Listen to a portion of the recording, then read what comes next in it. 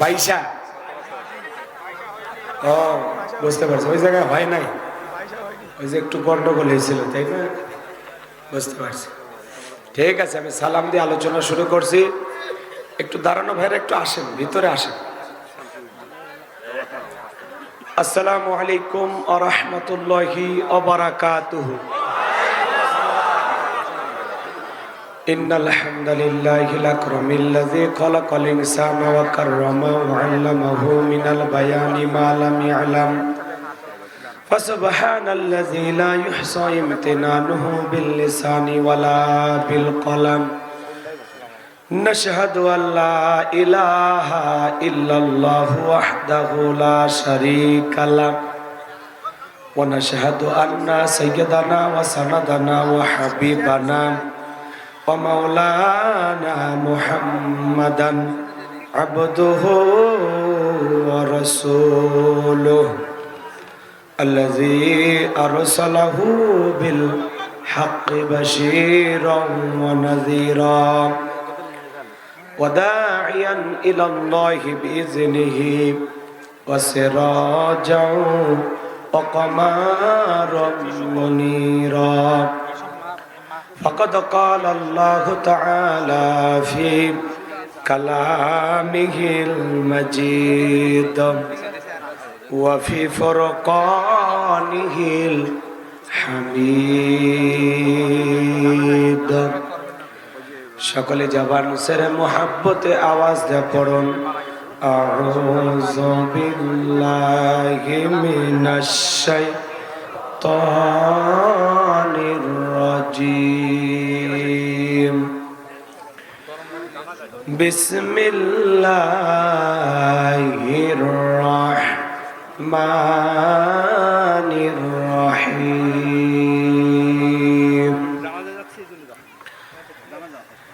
الذين إذا ذكر الله وجلت قلوبهم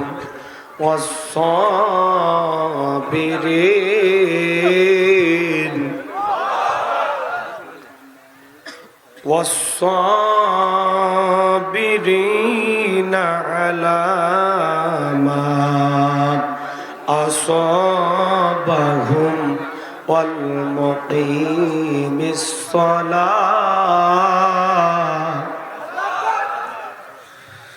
والمقيم الصلاة ومما رزقناهم ينفقون. صدقت يا رب العالمين. وعن أبي هريرة رضي الله تعالى عنه قال قال رسول الله صلى الله عليه وسلم الدنيا سجن المؤمن وجنة الكافر. رواه مسلم. وقال تعالى في شأن حبيبي إن الله وملائكته يصلون على النبي يا أيها الذين آمنوا صلوا عليه وسلموا تسليما. সকলে দরুদ ইব্রাহিম পড়ো। اللهم صل على محمد وعلى آل محمد كما صليت على إبراهيم وعلى آل إبراهيم إنك حميد مجيد.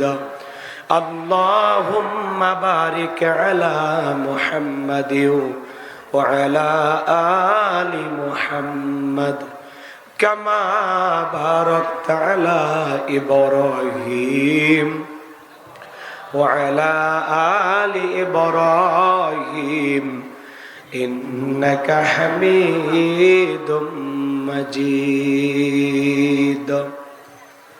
শুধু ঘোষ আর অবিচার, অন্যায় আর ব্যভিচার, নারী ধর্ষণ, মানুষ খুনে, কাঁদছে বাংলার জমিন, বিদায় হতে চলেছেন নবীজির রক্তে মাখা দিন।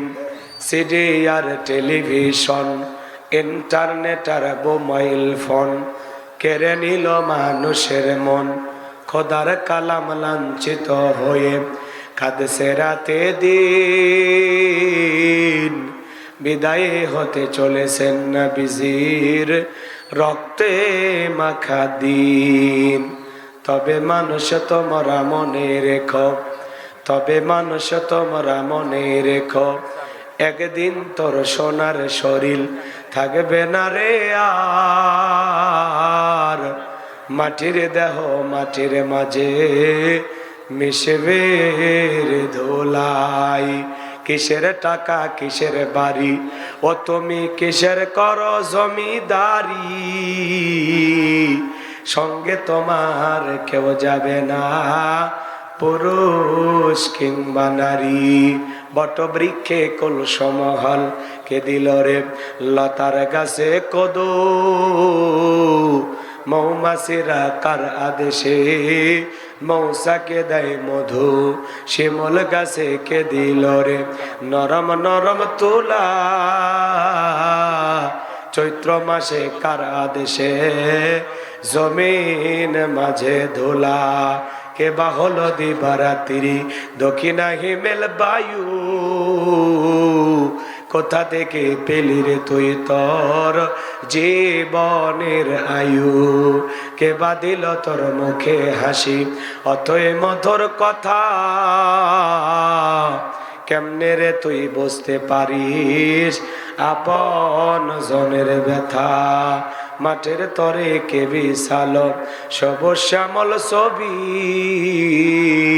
সকাল বেলায় কেউ উঠাই রে আবে রাঙ্গা রবি। পাখির কণ্ঠে কে দিল রে মিষ্টি মধুর গান, চিন্তা করে দেখো রে মানুষ সবই মহান আল্লাহ তাআলার দান। লা ইলাহা ইল্লাল্লাহ, জোরে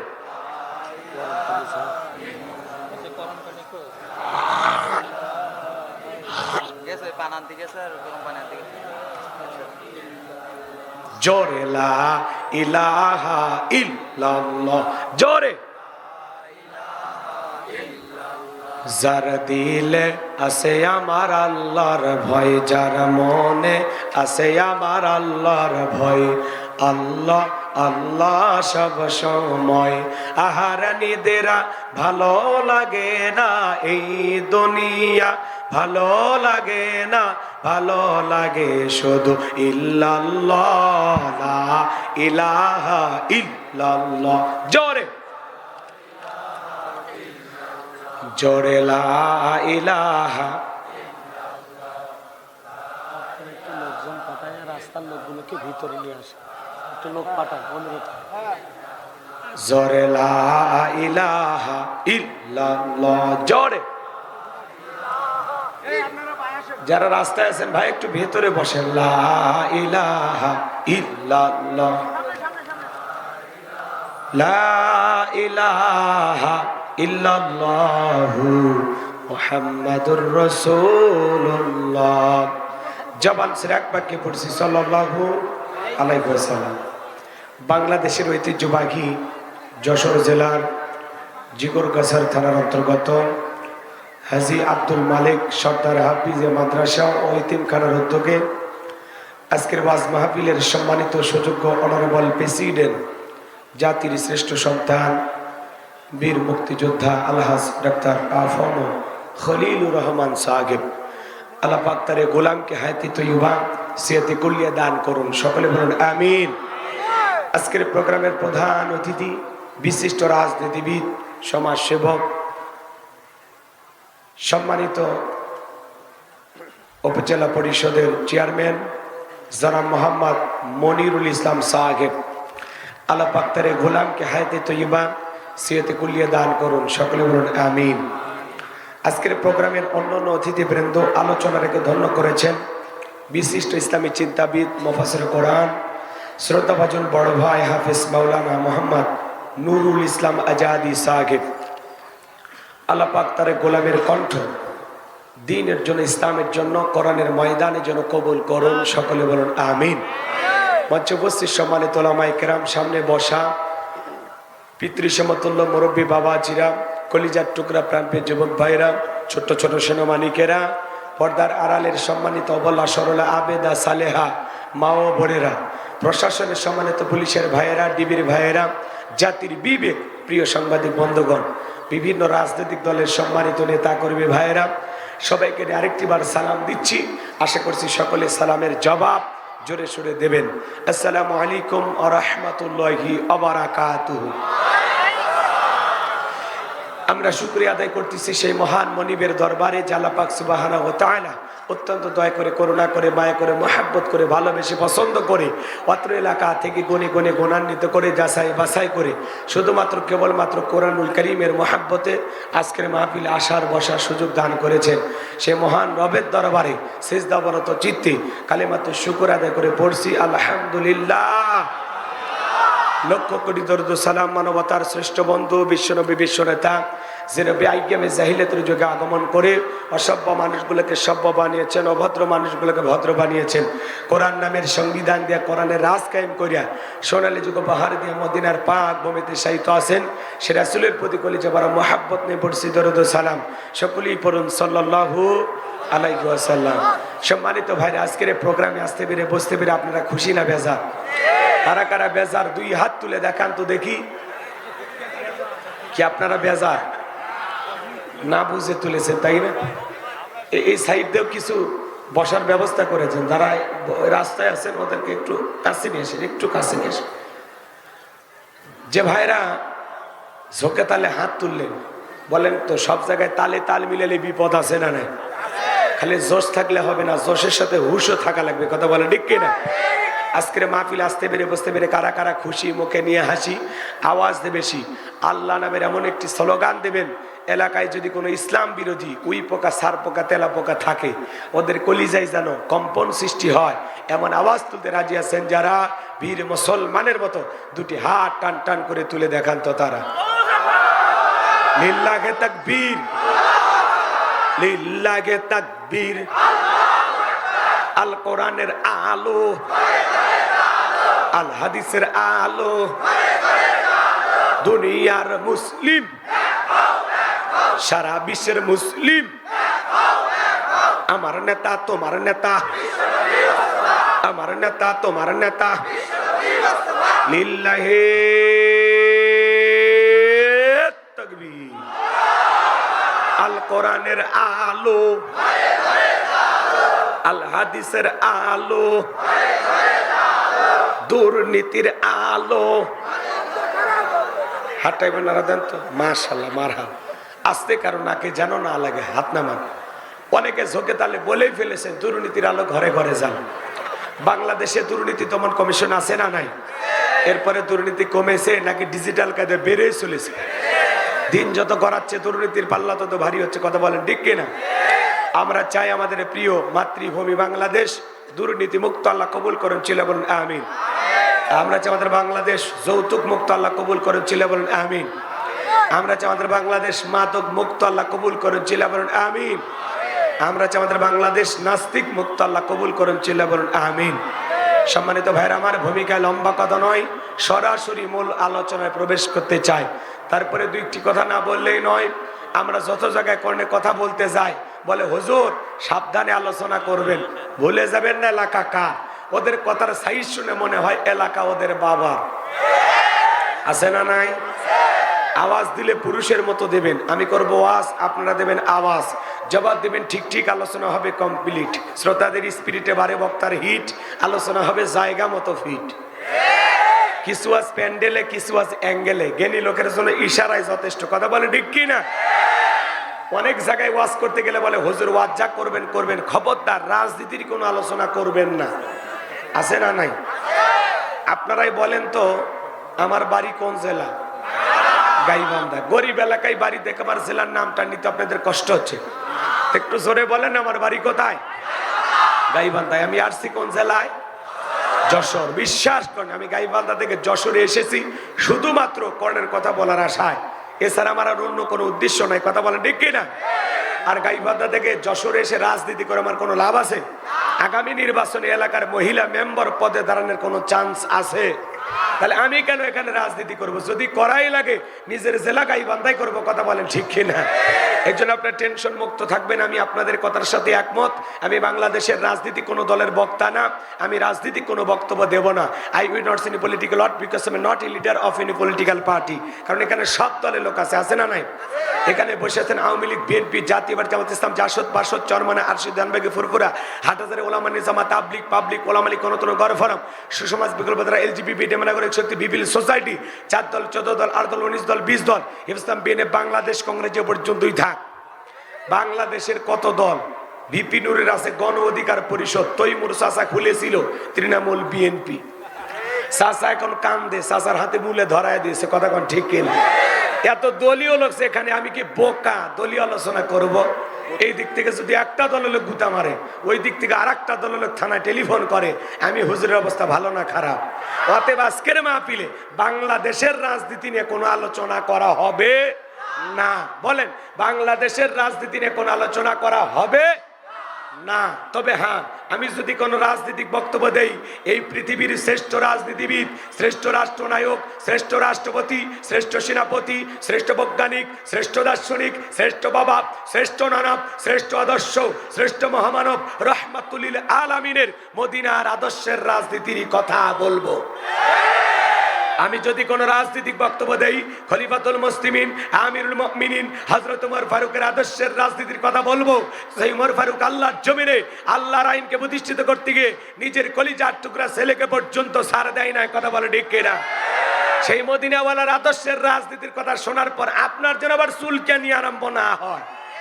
কারণ কোরআন হাদিসের হক কথা সবার পেটে হজম হয়? ছোট্ট বাচ্চা অসুস্থ, বাবা ডাক্তারের কাছে নিয়ে গেছে, ডাক্তার সাহেব কিছু তিতে ট্যাবলেট দিয়েছে খাইতে, ছোট্ট বাচ্চা তিতে ওষুধ না খেয়ে ফেলায়া দিয়েছে। এরকম সন্তান আমাদের আছে না নাই? পরের দিন সকালবেলা আবারও ডাক্তার সাহেবের কাছে চলে গেছে।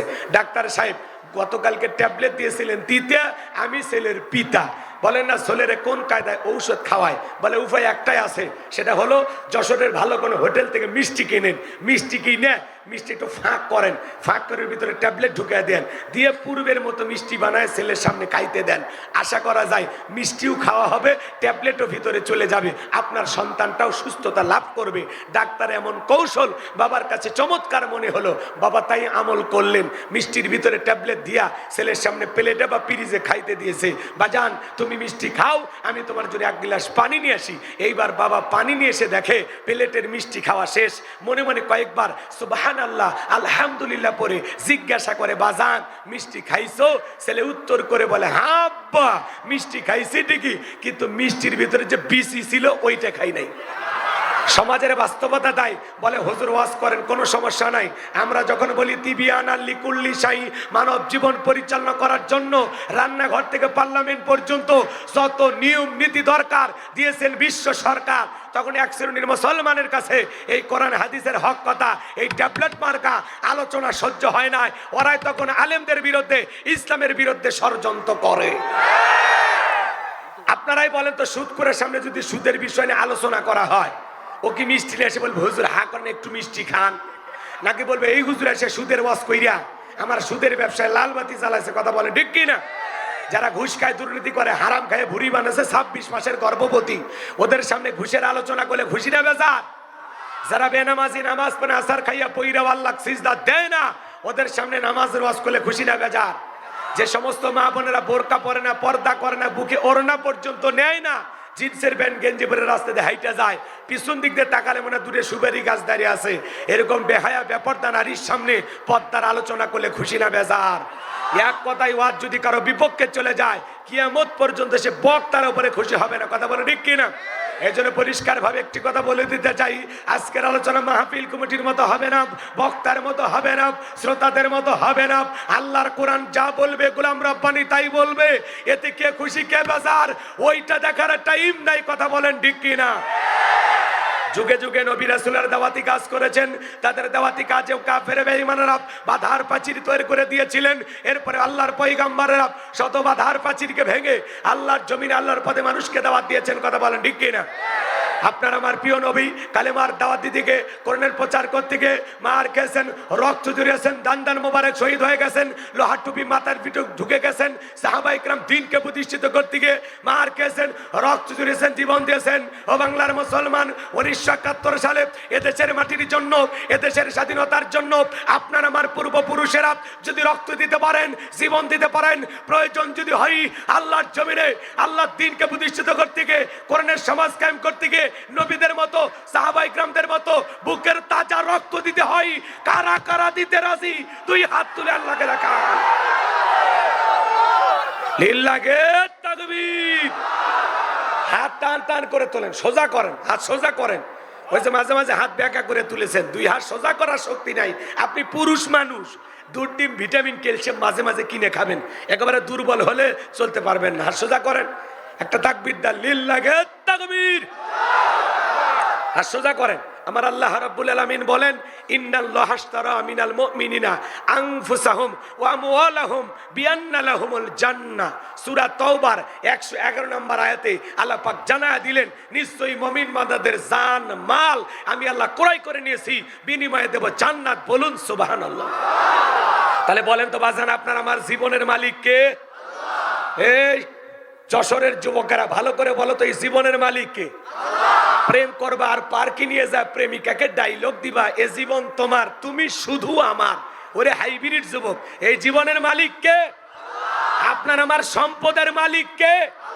আল্লাহর দেয়া জীবন, আল্লাহর দেয়া সম্পদ আল্লাহর পথে খরচ করতে রাজি আছেন তো মুসলমান? রাজি আছেন তো ইনশাআল্লাহ? রাজি আছেন তো ইনশাআল্লাহ? বাম হাত নামান, শুধু ডান হাত তুলে রাখেন।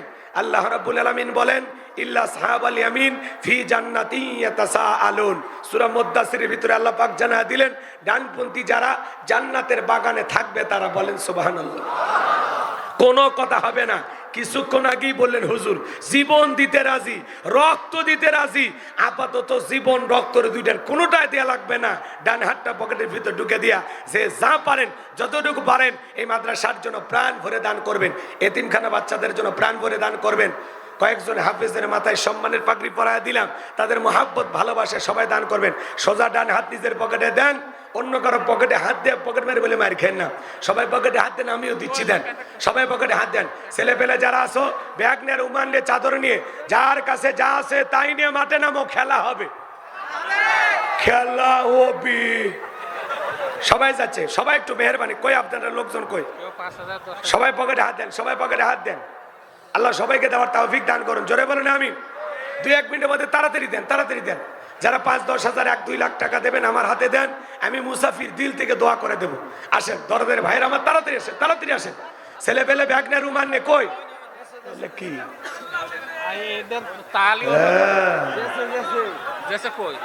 এগুলো?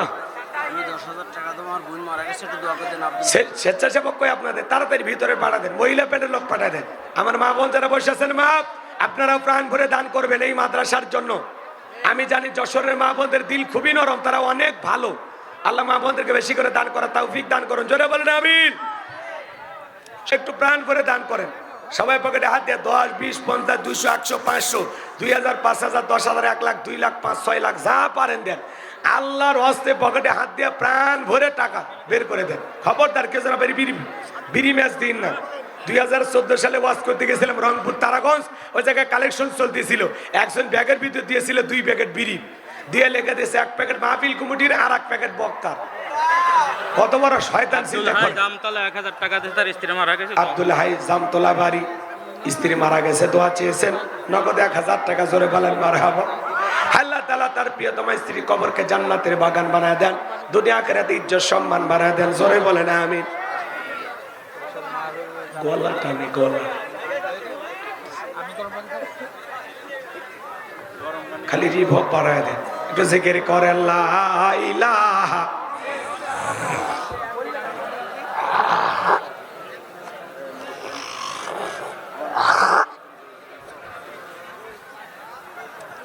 জোরে লা ইলাহা ইল্লাল্লাহ, জোরে ভাই আমার হাতে দেওয়ার মতো কেউ নাই। 500,000 টাকা 2 4 5 10,000 টাকা দিবেন এমন ব্যক্তি কেউ নাই। আসেন ভাই 500,000 টাকা দেন, আমি মুসাফির দিল থেকে দোয়া করে দেব আল্লাহ যেন বিশ্ব নবীর সাথে একই জান্নাতে কবুল করেন। জোরে বলেন আমিন। নবীর ঘর মাদ্রাসার জন্য কি নাম ভাই? আব্দুল হালিম ভাই, তার বোন মারা গেছে নাকি?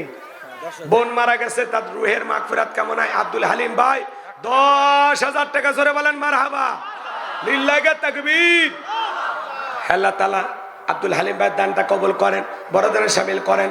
তার বোন অন্ধকার কবরে চলে গেছে, তার বোনের কবর জান্নাতের বাগান বানায় দেন। জোরে বলেন আমিন, আরো জোরে বলেন আমিন। দেন বড় ভাই, কি নাম? রফিকুল ইসলাম পানিসারা। রফিকুল ইসলাম পানিসারা, নগদ 3,000 টাকা। জোরে বলেন মারহাবা, লিল্লাহি তাকবীর। আল্লাহ তাআলা রফিকুল ইসলাম নাম বাপের মেরামত করছে একখান কাম, দুনিয়া আখিরাত ইজ্জত সম্মান বাড়ায় দেন। জোরে বলেন আমিন। হাসানুজ্জামান পানিসারা করছে বাবা কাম সারা, বাবা মা মারা গেছে, তার রুহের মাগফিরাত কামনায়। আপনার সন্তান এখানে পড়ে, মারহাবা কহ। হাসানুজ্জামান সাহেব আল্লাহর বান্দা, নগদ 1,000 টাকা। জোরে বলেন মারহাবা। আল্লাহ দানটা কবুল করেন, বড় দানে শামিল করেন, এদের আসলে লক্ষ লক্ষ টাকার মালিক বানায় দেন, দুনিয়া আখিরাতে ইজ্জত সম্মান বাড়ায় দেন। জোরে বলেন আমিন। আসেন আসেন দরদিরা আমার, দিয়া ধরবো যেমন, কেড়ে নিতে কতক্ষণ, নদীর কোল ভাগে কোল ঘরে। এই তো নদীর খেলা, সকাল বেলার টাকা বলা তুই, ফকিরি সন্ধ্যা বেলা, দান করিলে মাল কমে না, নেকির পাল্লা হয় ভারী, গুনাহ খাতা মাফ করে দিয়া আল্লাহ জান্নাতে বানায় দিও ঘর বাড়ি। জোরে বলেন আমিন।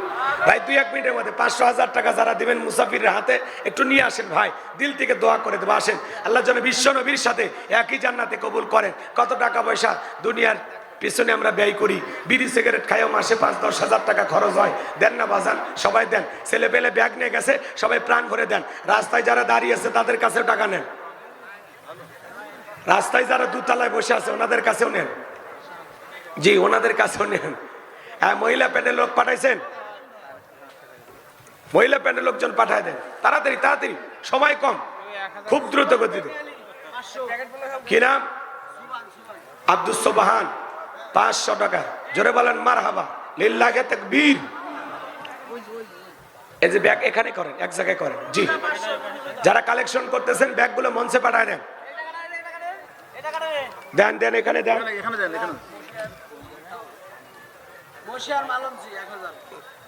দেন এদিকে দেন টাকা।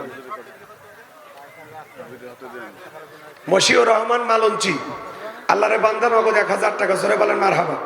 অনেকে 500 টাকা, একজন 500 টাকা, আরেকজন 500 টাকা। আল্লাহ কবুল করেন। জোরে বলেন আমিন। আসেন আসেন দরদিরা আমার, দিয়ে ধনব যেমন, কেড়ে নিতে কতক্ষণ, নদীর কোল ভাঙে কোল ঘরে। এই তো নদীর খেলা, সকাল বেলার টাকা বলা তুই, ফকিরি সন্ধ্যা বেলা। সবাই প্রাণ ভরে দান করেন, সবাই একটু মহাব্বত ভালোবাসায় দান করেন, দিনী প্রতিষ্ঠানের মহাব্বত। জি জি, সবাই একটু মেহরবানি করে দেন। আল্লাহ সবাইকে দান করার তৌফিক দান করুন। জোরে বলুন আমিন। ভাই আর দেওয়ার মতো কেউ নাই, 500,000 টাকা। আসেন আসেন, এ কোরআনের প্রতি আপনাদের ভালোবাসা আছে না? না। আল্লাহর কোরআনকে কারা কারা ভালোবাসেন একটু হাত তোলেন তো দেখি। লিল্লাহি তাকবীর, লিল্লাহি তাকবীর। কোরআনকে ভালোবাসার বিনিময়ে আল্লাহ তাআলা আপনাদেরকে জান্নাতি হিসেবে কবুল করেন। জোরে বলেন আমিন। কোরআনের সুপারিশ আল্লাহ ভাগ্যে জুটায় দেন। জোরে বলেন আমিন। আমার ভাইয়েরা, 2-1 মিনিটের মধ্যে আল্লাহর কোরআনকে মহাব্বত করে ভালোবেসে রুহুল আমিন 1,000 টাকা। রুহুল আমিন ভাই 1,000 টাকা আল্লাহ কবুল করেন। জোরে বলেন আমিন।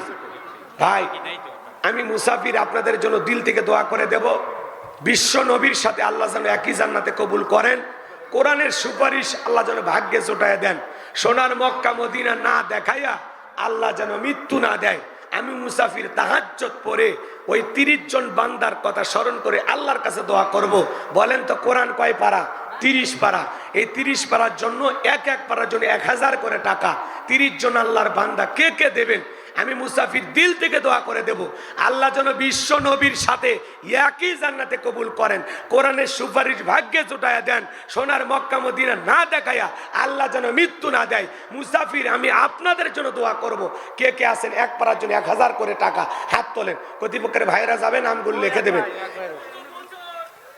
মনসুর ভাই, এক পারার জন্য 1,000 টাকা আল্লাহ কবুল করেন। জোরে বলেন আমিন। আল্লাহ তার হায়াত বাড়া দেন, জিন্দিগির গুনাহগুলো মাফ করে দেন। জোরে বলেন আমিন।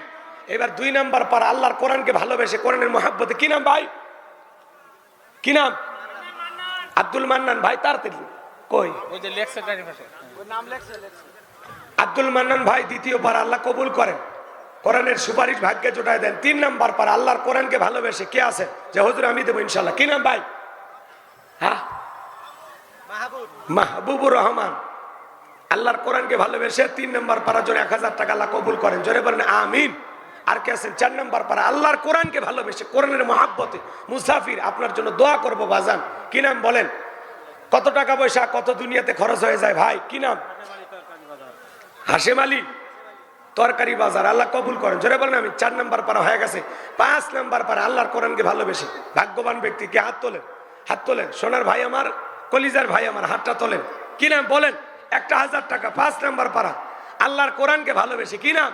বোরহান 1000 টাকা ওই মাদ্রাসায় পড়ে। মাশাআল্লাহ, বোরহান 5 নাম্বার পারার জন্য 1000 টাকা আল্লাহ কবুল করেন, জোরে বলেন আমিন। 6 নাম্বার পারার জন্য 1000 টাকা আল্লাহর কোন বান্দা? খুব দ্রুত দিলে দেন, না দিলে আলোচনায় চলে যাবো, আর কষ্ট দেব না। কি নাম বলেন, কি নাম ভাই? হাতটা তোলেন। শোনা ভাই, দুনিয়ার সম্পদ টাকা পয়সা দুনিয়াতে পড়ে থাকবে, একটু দিলটা নরম করে। সিরাজুল সারের দোকান 1000 টাকা। 6 নাম্বার পারা হয়ে গেছে, আল্লাহ কবুল করেন। 7 নাম্বার পারার জন্য 1000 টাকা আল্লাহর কোন বান্দা? 1000 টাকা দেন, শোনা ভাই আমার দেন।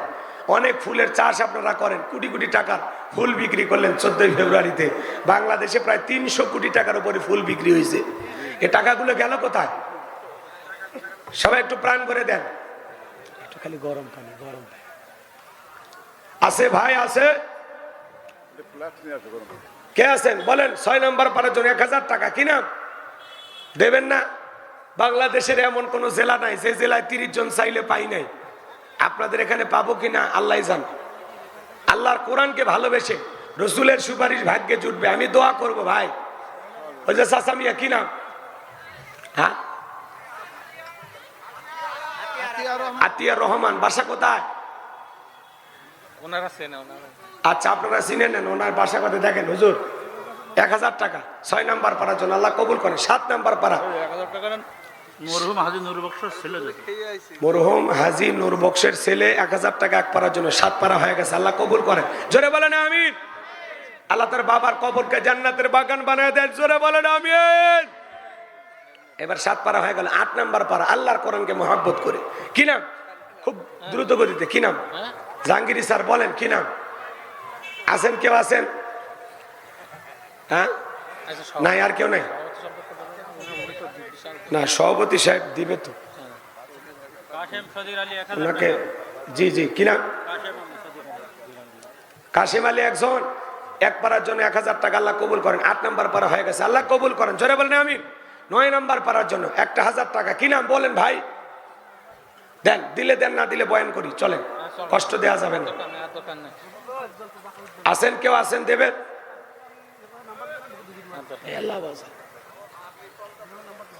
না না, মাগরিব পর্যন্ত না, আসর পর্যন্ত। 9 নাম্বার পারার জন্য রফিকুল ইসলাম বাকরা 1000 টাকা আল্লাহ কবুল করেন, জোরে বলেন আমিন। 10 নাম্বার পারার জন্য যান, যে কি নাম ভাই? মোহাম্মদ জিয়াউর রহমান, আল্লাহ কবুল করেন, জোরে বলেন আমিন। যাক, 10 নাম্বার পারার জন্য 1000 টাকা ভাই। 1000 না, 500 করে দেন, 500 করে দেন। এরকম কেউ নাই যে হুজুর আমরা 1000 টাকা দেওয়ার সামর্থ্য নাই, আমি 500 দেব। হোক, 11 নাম্বার পারার জন্য 500 টাকা নেব। এই যে তরিকুল ইসলাম 11 নাম্বার পারা 1000 টাকা, আল্লাহ কবুল করেন। এ বাবাজি 500, কি নাম? হ্যাঁ, 500 টাকা, কি নাম? আক্কা ছেলে। এ ভাই, ও হুজুর, আক্কা ছেলে 500। 11 নাম্বার পারা, 12 নাম্বার পারা হয়ে গেছে। 13 নাম্বার পারার জন্য 500 টাকা ভাই, 500 টাকা দেন, পরে দেবেন আস্তে আস্তে। বলেন 13 নাম্বার পারার জন্য 500 টাকা আল্লাহর কোন বান্দা দেবেন? হাতটা তোলেন, সোনা ভাই আমার, মহাব্বত করে হাত তোলেন। নাই নাই নাই, 13 নাম্বার পারার জন্য 500 টাকা দেওয়ার মতো কেউ নাই। কি? বিদ্যুৎ 1000, 13 পার আল্লাহ কবুল করেন। লাভলু 1000, 14 পার আল্লাহ কবুল করেন, জোরে বলেন আমিন। এবার 15 নাম্বার পারার জন্য 500 টাকা কুতুব ভাই 1000, 15 নাম্বার পার আল্লাহ কবুল করেন, জোরে বলেন আমিন। রিজাউল ভাই 500 টাকা 16 পার আল্লাহ কবুল করেন, জোরে বলেন আমিন। ভাই কি নাম? ওই যে টাকা দেবেন নিয়ে আসেন, এই নিয়ে আসেন 17 নাম্বার পাড়ার জন্য। মঈনুদ্দিন সর্দার 2 পাড়ার জন্য, তাহলে 17 18 হয়ে গেছে। আল্লাহ কবুল করেন, জোরে বলেন আমিন। আল্লাহ তার হায়াত বাড়া দেন, জিন্দেগির গুনাহগুলো মাফ করে দেন, জোরে বলেন আমিন।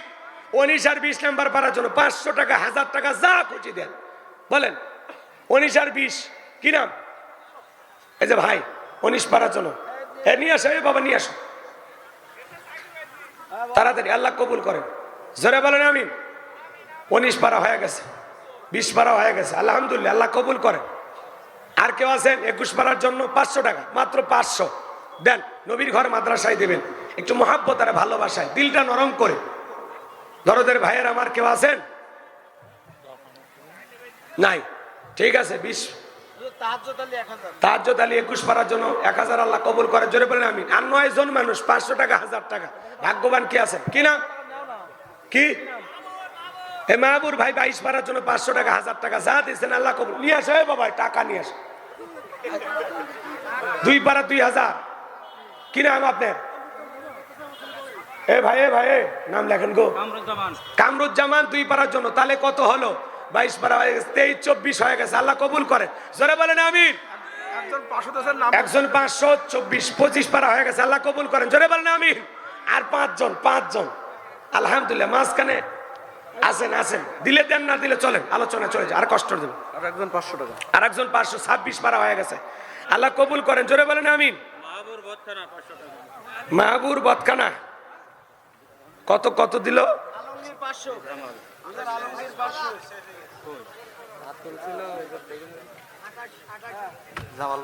হ্যাঁ 26 27, জামালউদ্দিন 1500, আচ্ছা আল্লাহ কবুল করেন। 27 পারা 28 পারা হয়ে গেছে, সাদিকুর রহমান 29 পারা হয়ে গেছে, আল্লাহ কবুল করেন। আর একজন শেষ ভালো যার সব ভালো যার ভাগ্যবান 30 পারার জন্য 1000 টাকা। ওই যে হাত তুলছে, দেখেন ওই যে ভাইও হাত তুলছে, উনিও 30 পারা, হোক, আল্লাহ কবুল করেন। কেরামত 500, আল্লাহ কবুল করেন। ভাই আমার 30 পারা 1000 টাকা, আল্লাহ কবুল করেন, জোরে বলেন। এনামুল কামার পাড়া 30 পারা জন 1000, আল্লাহ কবুল করেন, জোরে বলেন আমিন। এরপরে আপনাদের মাদ্রাসা আপনারা লিখে দেন। ভাই সময় খুব কম, এখন 4টে বাজে, 5টা পর্যন্ত আলোচনা হবে। 45-এ নামাজ না, 4:45-এ নামাজ। আজকে একটু 5টায় পড়বো, 15 মিনিট কম বেশি, ঠিক আছে তো ইনশাল্লাহ? নড়াচড়া কেউ করবেন না, 1টা ঘন্টা আছে, আসলে একটু এলোমেলো হয়ে গেছে, কি করবেন?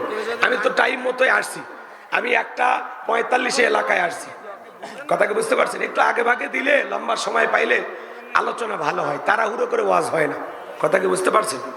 আর দিনের বেলা একটু এলোমেলো হয়, মেনে নেবেন, এটা নফল। রাতের বেলায় মাহফিল করে শান্তি, কথা বোঝেন নাই? এই যে গতকালকে তালায় আমি মাহফিল করলাম রাতের বেলায় সাতক্ষীরায়, 2.5 ঘন্টার মতো কথা বলেছি। রাত তো কারো বাবার না, কথা বোঝেন নাই? 10:30টায় তুলে দিয়েছে, আমি 1টায় ছেড়ে দিছি, তাহলে কত? 2.5 ঘন্টা। তো এই জন্য সময় রাতের বেলায় ভালো। নিয়ে আসেন, কে কয় আসবে না, সবটা দিনের বেলায় যশোরে ভালো, আপনারা দিনের বেলায় ভালো, যশোরে বেশিরভাগ দিনের বেলায় মাহফিল হয়, এটা একটা ঐতিহ্য হয়ে গেছে, তাই না? এটাই ভালো, রাতের বেলা অনেক ব্যস্ততা থাকে, ঠিক আছে? আর কথা বাড়াবো না, টাকাগুলো নেন। ভাইয়া টাকাগুলো এক জায়গায় নেন। না আমি আর না, আমি যে একটু গরম পানি চাই, মরে গেলাম।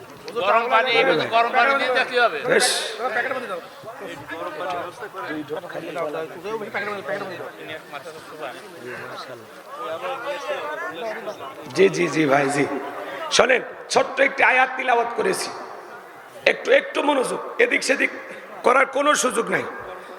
আমি আপনাদের সামনে একটি আয়াতে কারিমা তিলাওয়াত করেছি, কোরআনুল কারীমের 22 নাম্বার সূরা, সূরার নাম হজ। বলেন তো কি নাম? বইলেন না, সময় আছে, আপনি নিতে থাকেন, বোঝেন।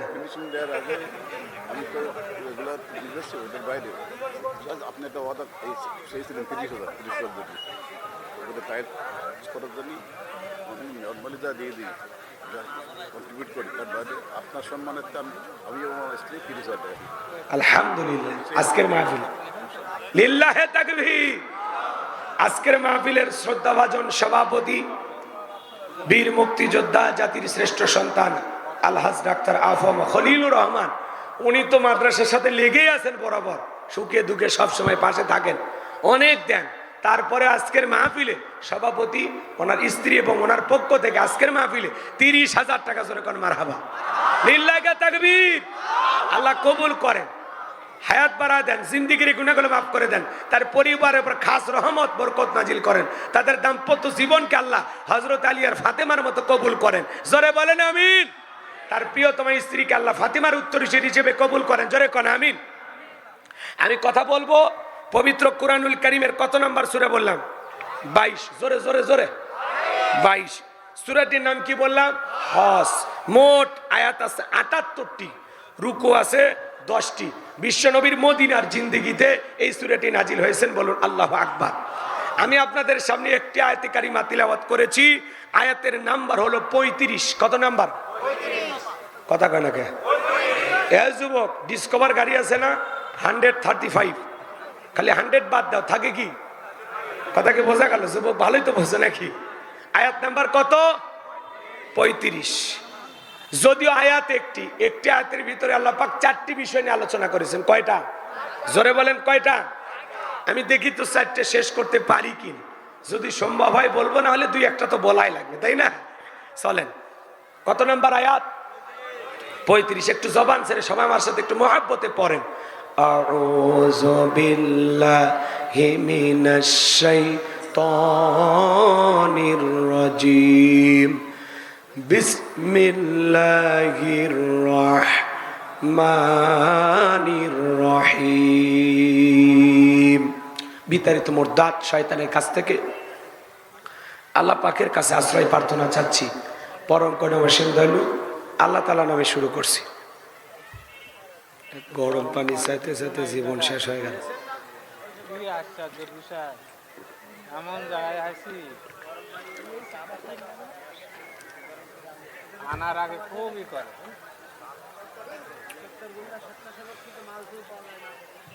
الذين إذا ذكر الله وجلت قلوبهم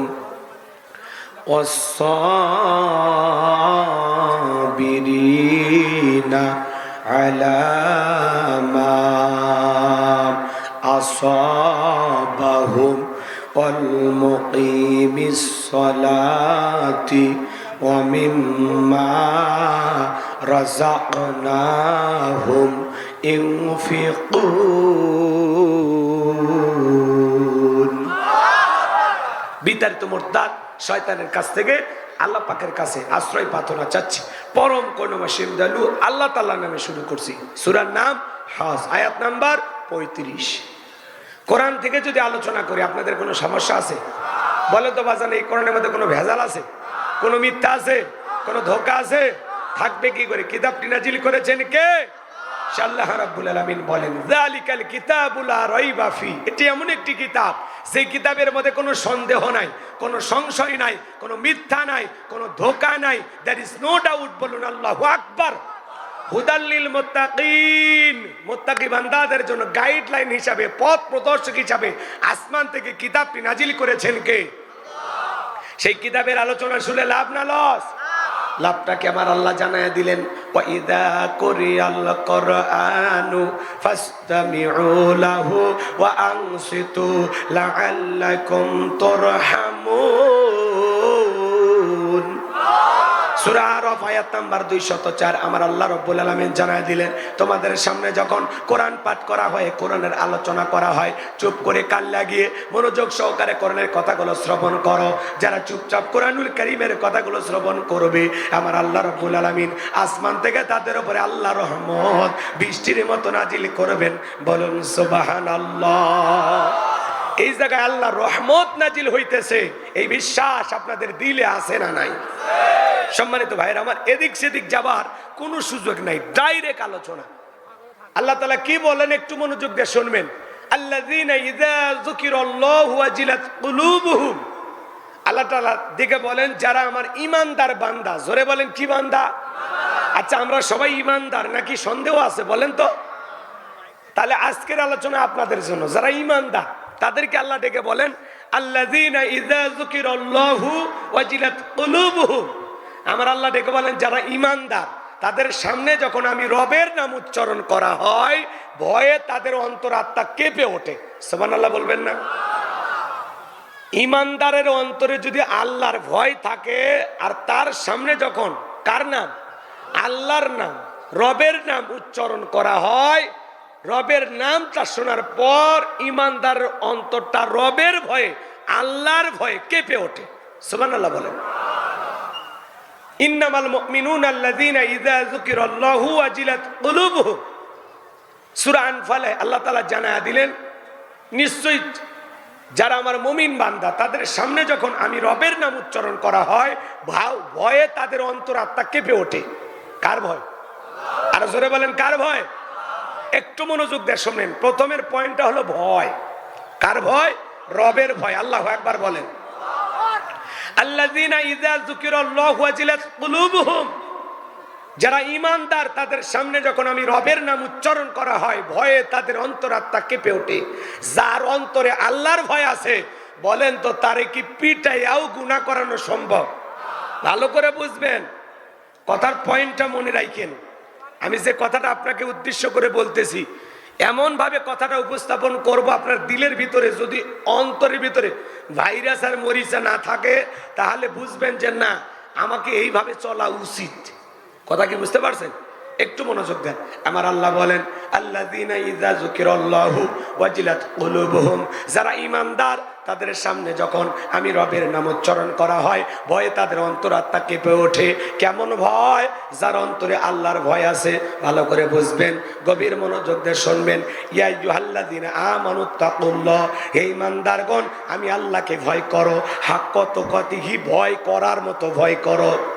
যার অন্তরে আল্লাহর ভয় আছে সে কোনোদিন সুদ খাইতে পারে না, ঘুষ খাইতে পারে না, জিনা করতে পারে না, মিথ্যা বলতে পারে না, গীবত করতে পারে না, অহংকার করতে পারে না, খাদ্যে ভেজাল দিতে পারে না, ওজনে কম দিতে পারে না, দুধে পানি মিশাইতে পারে না, জমিরাল ঠেলতে পারে না, গান শুনতে পারে না, অশ্লীল কথা বলতে পারে না, মা বাবাকে কষ্ট দিতে পারে না, বিবির হক নষ্ট করবে না, সন্তানদের সাথে খারাপ ব্যবহার করবে না, প্রতিবেশীর হক নষ্ট করবে না, আত্মীয় স্বজনের হক নষ্ট করবে না, রাষ্ট্রের হক নষ্ট করবে না, জনগণকে কষ্ট দেবে না। এইভাবে হাজার হাজার বলা যায় কিন্তু অত সময় আছে? একটু মনোযোগ দেন। আল্লাযীনা ইযা যুকিরাল্লাহু ওয়াজিলাত কুলুবুহুম, যাদের অন্তরে আল্লাহর ভয় আছে রবের নাম উচ্চারণ করার সঙ্গে সঙ্গে যাদের অন্তরে, এদিক খেয়াল করেন, রবের নাম উচ্চারণ করার সঙ্গে সঙ্গে যাদের অন্তরটা আল্লাহর ভয়ে কেঁপে ওঠে এই মানুষগুলো কখনো গুনাহ করতে পারে? মাথায় টুপি, মুখে দাড়ি,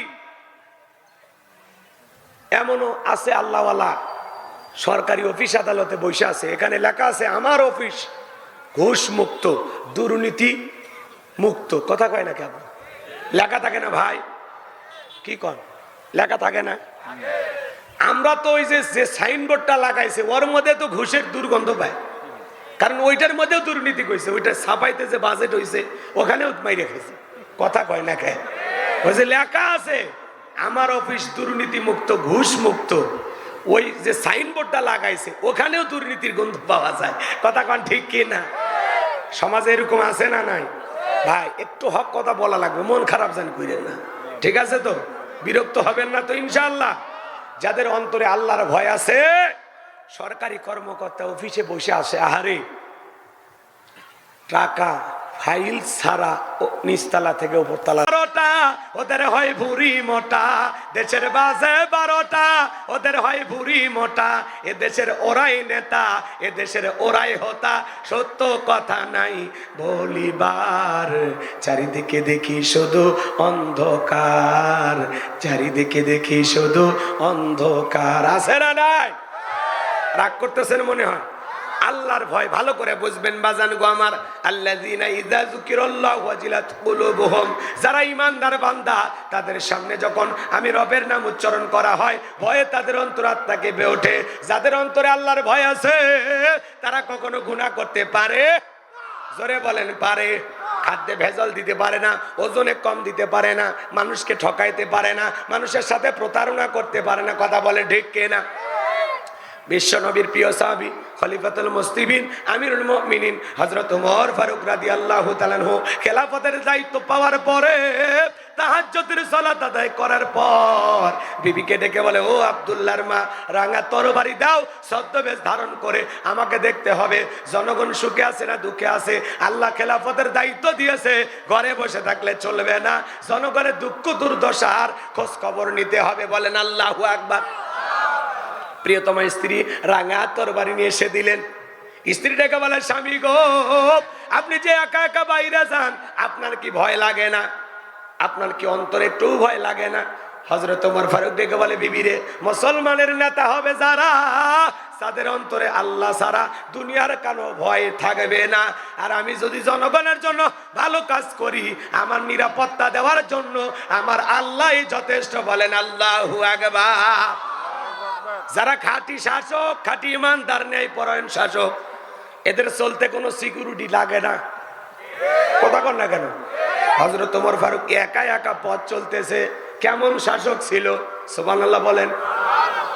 আর পৃথিবীতে এমনও শাসক আছে, যে এলাকায় ওই নেতা যাবে, কুত্তে দিয়া, বিড়াল দিয়া, র্যাব দিয়া, সেনাবাহিনী তাকে পরীক্ষা নিরীক্ষা করে ওই জায়গাতে, যেই জায়গায় নেতা পা রাখবে। কথা কয় না? দেখে কেউ কিছু রাখছে নাকি, পুটুস করে ওঠে, ভয় ভয়। কথা কন ঠিক কিনা? ভালো করে বোঝার চেষ্টা করবেন। হযরত ওমর ফারুক একা একা রাঙা তরবারি নিয়ে পথ চলতে চলতে একটা ছোট্ট কুটির থেকে আওয়াজ শুনতে পাইলেন। একটা মা তার মেয়েকে ডেকে বলে, মা, কি পরিমাণে দুধ দহন করেছো? মেয়েটা ডেকে বলে, মা, আজ একটু পরিমাণে দুধ কম হয়েছে। মহিলা ডেকে বলে, মেয়ে রে, তাহলে একটু দুধের ভিতরে পানি মিশিয়ে দাও। মেয়েটা ডেকে বলে, মা, তুমি জানো না বিশ্ব নবী খাদ্যে ভেজাল দিতে নিষেধ করেছে, আর আমাদের খলিফাতুল মুসলিমিন আমিরুল মুমিনিন হযরত ওমর দুধে পানি মিশানোকে নিষেধ করে দিয়েছেন। মহিলা ডেকে বলে, মেয়ে রে, এমন ভাবে কথা বলতেছো, মনে হয় খলিফা বিষয়টা দেখতেছে। মেয়েটা ডেকে বলে, মা, খলিফার চোখকে ফাঁকি দিতে পারো, কিন্তু তোমার আমার মালিক খলিফার মালিক আল্লাহর কুদরতি, চোখকে ফাঁকি দেওয়া সম্ভব নয়। চিৎকার মেরে বলেন সুবহানাল্লাহ। এর নাম হলো ভয়, এর নাম হলো তাকওয়া, এর নাম হলো খোদাভীতি। আল্লাহু আকবার বলেন। এইটা যদি তাকওয়ার আয়না যদি একবার অন্তরে বসাইতে পারে, ওই আয়নার মধ্যে সমস্ত অপরাধ ধরা পড়বে। ভালো করে বুঝবেন, একটু মনোযোগ দিয়ে শোনেন বাজান গো আমার। হযরত ওমর ফারুক এই মেয়েটার আচরণে মুগ্ধ হইয়া বাড়িতে চলে গেলেন। যা বলে, ও আব্দুল্লাহর মা, ছেলের বউ পাওয়া গেছে, বিয়ে করাইবা নাকি? সুবহানাল্লাহ কর বলেন তো বাজান। হযরত ওমর ফারুক রাষ্ট্রের খলিফা, এই মেয়েটাকে ছেলের বউ বানাইতে চায় কি দেইকা? তাকওয়া দেইকা, খোদাভীতি দেইকা, আল্লাহর ভয় দেখে। কথা কন ঠিক কিনা? যে মেয়েটা রাতের আধারে দুধে পানি মিশায় না, কার ভয়ে? আরো জোরে বলেন। এমন পুত্রবধূ ঘরে আনা দরকার আছে না নাই? তাহলে হযরত ওমর ফারুক তাকওয়া দেইকা, আল্লাহর ভয় দেখে পুত্রবধূ চয়েস করে। আর আমরা পুত্রবধূ চয়েস করি ওই বিশ্ব রোডে বৈশা চা খান, আর ওই সময় একটা মেয়ে চুল শ্যাম্পু করে অটো ভ্যানে চড়ে যায়, দেখে বলে, যাক তো ভালোই লাগলো। কার মেয়ে খোঁজ খবর নেয়? আছে না নাই? যে মেয়েটা বেপরদায় কলেজে যাইতেছে, তাকে দেখে পছন্দ করে যদি আপনার পুত্রবধূ বানায় ঘরে নিয়ে আসেন, এই বেটার বউ কোনোদিন শ্বশুরকে রান্না করে খাওয়াবে না। কথা কন ঠিক কিনা? বউ চয়েস করা লাগবে কেমনে? আজকে পুত্রবধূ আমরা চয়েস করি এলোমেলো ভাবে। যে একটু যৌতুকের টাকা বেশি দিতে পারে তারে চয়েস করে। আছে না নাই? আপনাদের এলাকা অবশ্য এরকম নাই। যৌতুক অবশ্য যশোরে নাই বললেই চলে। আমাদের এলাকার আঞ্চলিক ভাষায় একটা কথা বলি, মন খারাপ জান করেন না, ঠিক আছে? রাগ জান করেন না। করবেন নাকি? এক মুরব্বী চাচার 4টে বেটা, ওর গরম কি জানেন? সেই গরম। চায়ের দোকানদার কাছে বলে, এক কাপ চা দে। কয়, চাচা মিয়া, আজকে আপনার কমায় সেই গরম ব্যাপার দিক। কয়, বড় ছেলের বিয়ের ডাক উঠছে। কয়, কত? কয়, 3.5 লাখ টাকা নিয়ত করেছি, 5 লাখ টাকা হলে ছেলের বিয়ে দেব। মানে বিয়েটা পালিনি, পালছে দেশি হারিয়ে গরু। কথা কন ঠিক কিনা? এরকম যৌতুক লুবি বাবা আছে না নাই? কাঁচা পায়খানা খাওয়া যেমনি হারাম, কন্যা পক্ষের কাছ থেকে জোর করে যৌতুক দাবি করা তেমনি হারাম। কথা বলেন না কেন? যৌতুকের টাকা না খায় ওইটা খা, ওইটা খা। কথা কর না কেন? আছে না নাই? আপনি জোর করে যৌতুক নেন, আপনার সাহস কম না? আজকে একটা মানুষের প্রতি জুলুম করে। যুবক, যে মা বাবাটা কষ্ট করিয়া লালন পালন করে একটা জীবন্ত ফুটান্ত গোলাপ 18 বছর 20 বছর যত্নে রেখা তোর মতো একটা অপরিচিত ছেলের হাতে তার মেয়েকে তুলে দিচ্ছে, কলিজা কাটে তুলে দিচ্ছে, তার উপর জুলুম করে মোটর সাইকেল নেয়া, তার উপর জুলুম করে 2 লাখ 1 লাখ টাকা নিয়ে বিয়ে করো। যারা যৌতুক নেয় এরা হলো ছোট লোক। এরা কি বলেন? এরা ছোট লোক। আবার বলে যে আমরা অমুক বংশের লোক, আমরা বরযাত্রী 500 নিচে যাই না। আছে না নাই? জোর করে কন্যা পক্ষ বলে আমরা 500 নিচে যাই না। যারা এইভাবে জোর করে কন্যা পক্ষের উপরে দাবি করে খায়, এই খাওয়ার চাইতে ভিক্ষা করে খাওয়া ভালো। কথা কন? কন্যা পক্ষের লোকজন যদি 50 জন খাওয়াইতে পারে 50 জন যাবেন। এই যে গতকালকের আগের দিন বরিশালে দেখলেন না, বিয়ের বাড়িতে সামান্য একটু পানি দিতে দেরি হয়েছে, এই জন্য ঘুষাঘুষি মারামারি। আছে না? হাই রে মুসলমান, চিন্তা করেন, বিয়ের বাড়িতে একটু পানি দিতে দেরি হয়েছে বা একটু খাবার নিয়ে যাইতে দেরি হয়েছে, এটাকে কেন্দ্র কইরা বর পক্ষের লোকজন কয় কন্যা পক্ষের লোক জানিস আমরা বর পক্ষের লোক, নিয়ে আয় খাবার নিয়ে আয়। বলতেছে ভাই একটু পরে দিচ্ছে। কিসের পরে? চলবে না, এই কথা বললে মারামারি শুরু করে দিছে। কথাকে বুঝতে পারছেন? তাহলে চিন্তা করেন, সামান্য পানি দিতে দেরি হয়েছে, এটাকে কেন্দ্র করে যারা কন্যা পক্ষের বাড়িতে যা মারামারি করে, এদেরকে যে আমি ছোট লোক বলে কি অন্যায় করছি? এদের কি কোনো ব্যবহার আছে? এরা কি ভদ্র মানুষ? মারামারি করে কয়েকজন হাসপাতালে ভর্তি, পরে প্রশাসনের লোকেরা যায়া বিষয়টা সমাধান করছে। চিন্তা করেন, এদেশে যারা বিয়ে, এই যে বরপক্ষ হয়ে যারা কন্যা পক্ষের বাড়িতে যায়, দেখবেন ও কিন্তু ওই গ্রামে ভ্যান চালায়, রিক্সা চালায়, ও আবার যায় খাবার টেবিলে বসে সেই ভাব নেই, এই যে প্লেটে ময়লা কেন, এটা একটু সাফ করেন তো। আসে নাই? হাই রে ভাই, ও বাড়ির ভ্যান চালায়, একটু কোটটাই পরে বিয়ে খাবার যা কি মোশান। আসে না? নাই? প্লেট বলে চেঞ্জ করে দেওয়া লাগবে, আবার বলে গিলাসটা একটু ধুয়ে আনেন। আছে না? নাই? আল্লাহ আমাদের হেদায়েত দান করুন। জোরে বলেন আমিন। মন খারাপ করবেন না বাজান গো আমার, সমাজের হালচাল বাস্তবতা একটু তুলে ধরার দরকার আছে না নাই? একটু ভদ্র হয়ে যান। আপনার মেয়ের বিয়েতে কেউ এসে যদি এরকম আচরণ করে আপনার কেমন লাগবে?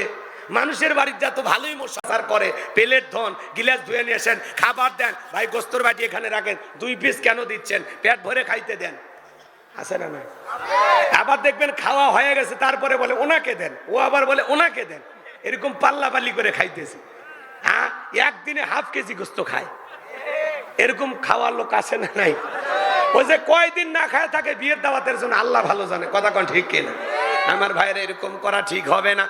আপনি একটু ভদ্র মানুষ হওয়ার চেষ্টা করেন। যে কথা বলতে চাচ্ছিলাম বাজান, লম্বা হবে, লম্বা করব না। হযরতে ওমর ফারুক ছেলের বউ চয়েস করতেছেন নেককার দেখা, তাকওয়াবান দেখা। আপনি আমি যখন পুত্রবধূ চয়েস করব, মেয়েটা নামাজ পড়ে কিনা, কোরআন পড়ে কিনা, দিনদার কিনা, আল্লাহওয়ালা কিনা, একটু যাচাই বাছাই করা দরকার আছে না? নাই? শুধু ছেলের বিয়ে না, আমরা যখন নিজেরা বিয়ে করব তখন ওইভাবে চিন্তা ভাবনা করব। একজন আল্লাহর ওলি ছিল, নাম হলো আমর বিন আস। 2 বছর ধরে পাত্রী খুঁজতেছেন, মনে মনে ভাবতেছেন আমি বড় আলেম হতে পারি নাই, কিন্তু এমন একটা নেককার দিনদার পর্দা করনেওয়ালা আল্লাহওয়ালা রাবেদা সালেহাকে বিবাহ করব, যেই মেয়ের মাধ্যমে একটা নেককার সন্তান জন্ম নেবে।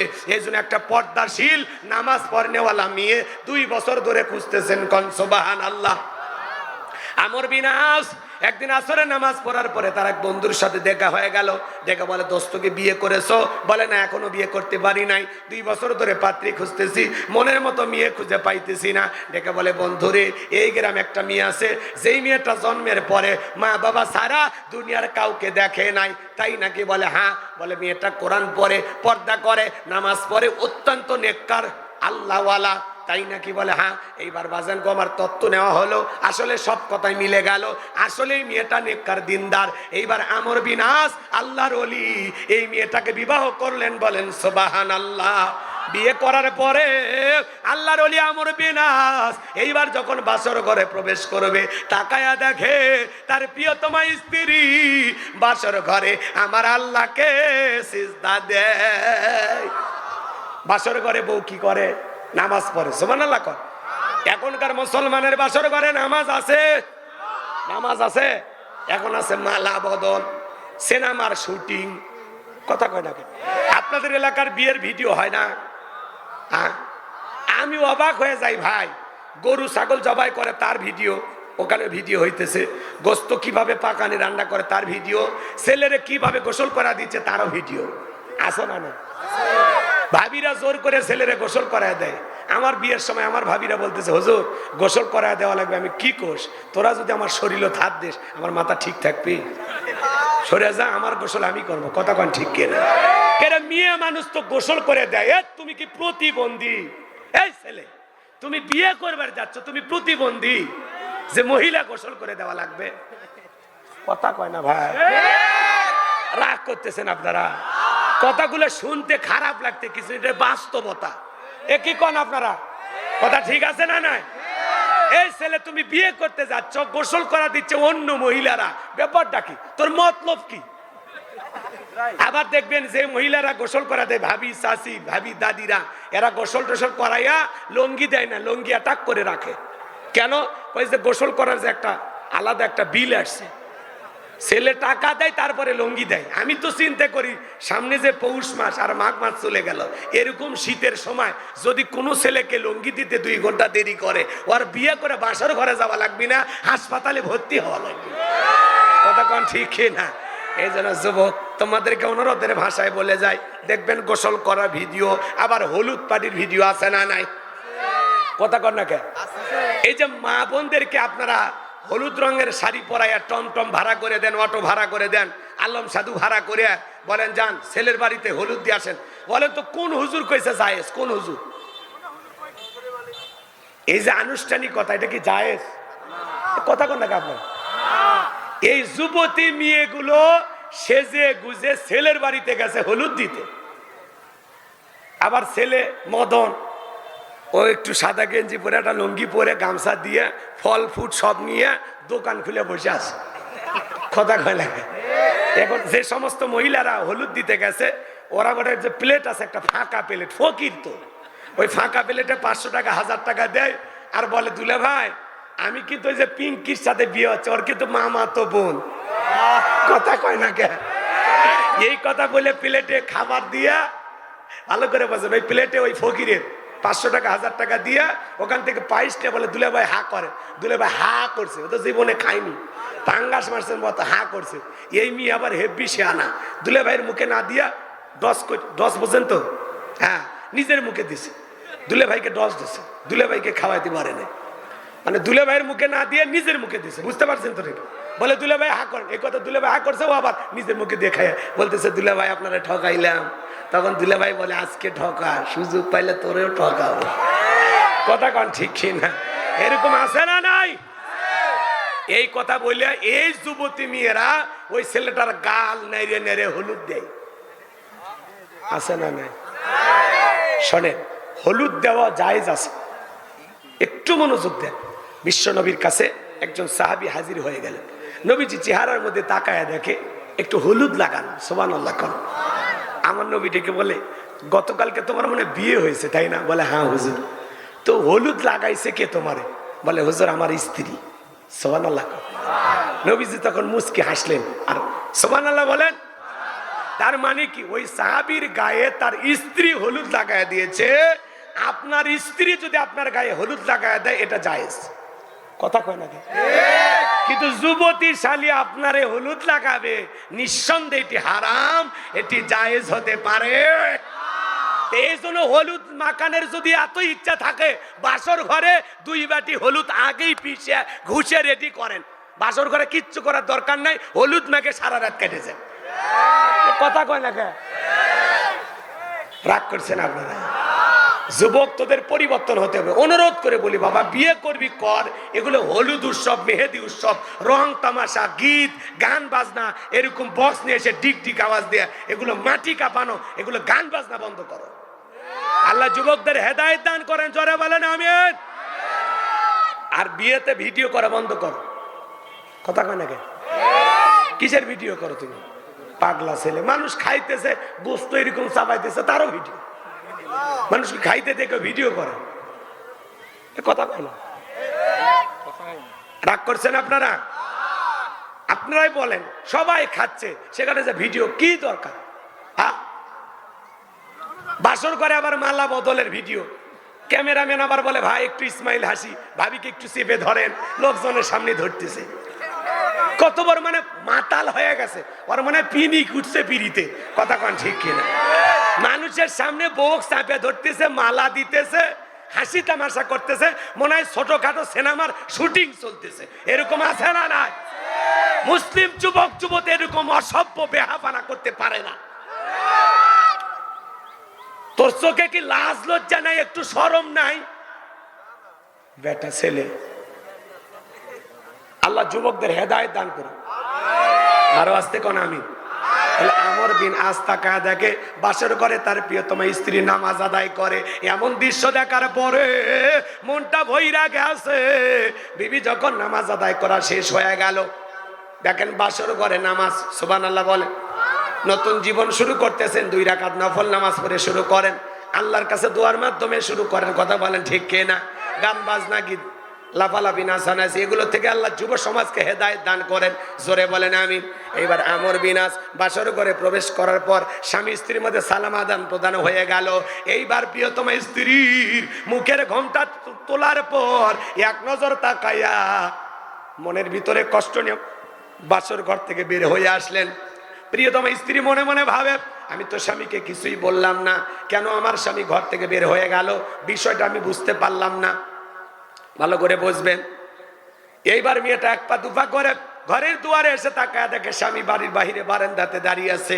ডেকে বলে, স্বামী, জীবনে কোনোদিন কোনো পুরুষ আমাকে স্পর্শ করে নাই, আমি কোনো পুরুষের চেহারাও দেখি নাই, আপনি আমার জীবনের প্রথম পুরুষ। শুনেছি আপনি আল্লাহর অনেক বড় ওলি, যদি আজকে আপনি আমার হক না আদায় করেন, কঠিন কিয়ামতের ময়দানে আমি আল্লাহর দরবারে আপনাকে আসামি বানাবো।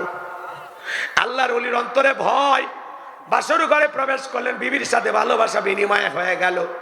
এইবার ভালোবাসা বিনিময় করার পর পরের দিন সকালবেলা উঠে চলে গেল।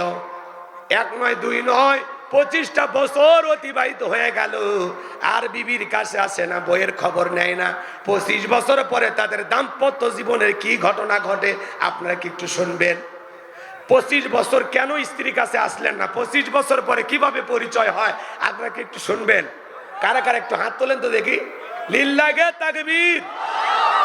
তাহলে হযরত ওমর ফারুকের কথা মনে আছে না নাই? ছেলের বউকে চয়েস করতেছেন তাকওয়া দেইকা। এজন্য বাজার গো আমার, তাকওয়া মানে অন্তরে আল্লাহর ভয়।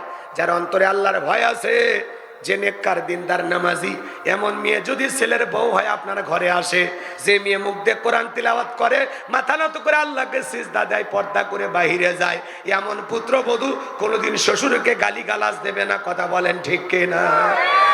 ভালো করে বোঝার চেষ্টা করবেন। সামনের দিকে যায়, আল্লাহ বলেন, আল্লাযীনা ইযা যুকিরাল্লাহু ওয়াজিলাত কুলুবুহুম, যারা ঈমানদার তাদের সামনে যখন আমি রবের নাম উচ্চারণ করা হয়, ভয়ে তাদের অন্তরাত্মা কেঁপে ওঠে। তাহলে আপনার আমার অন্তরে একমাত্র ভয় থাকতে হবে কার?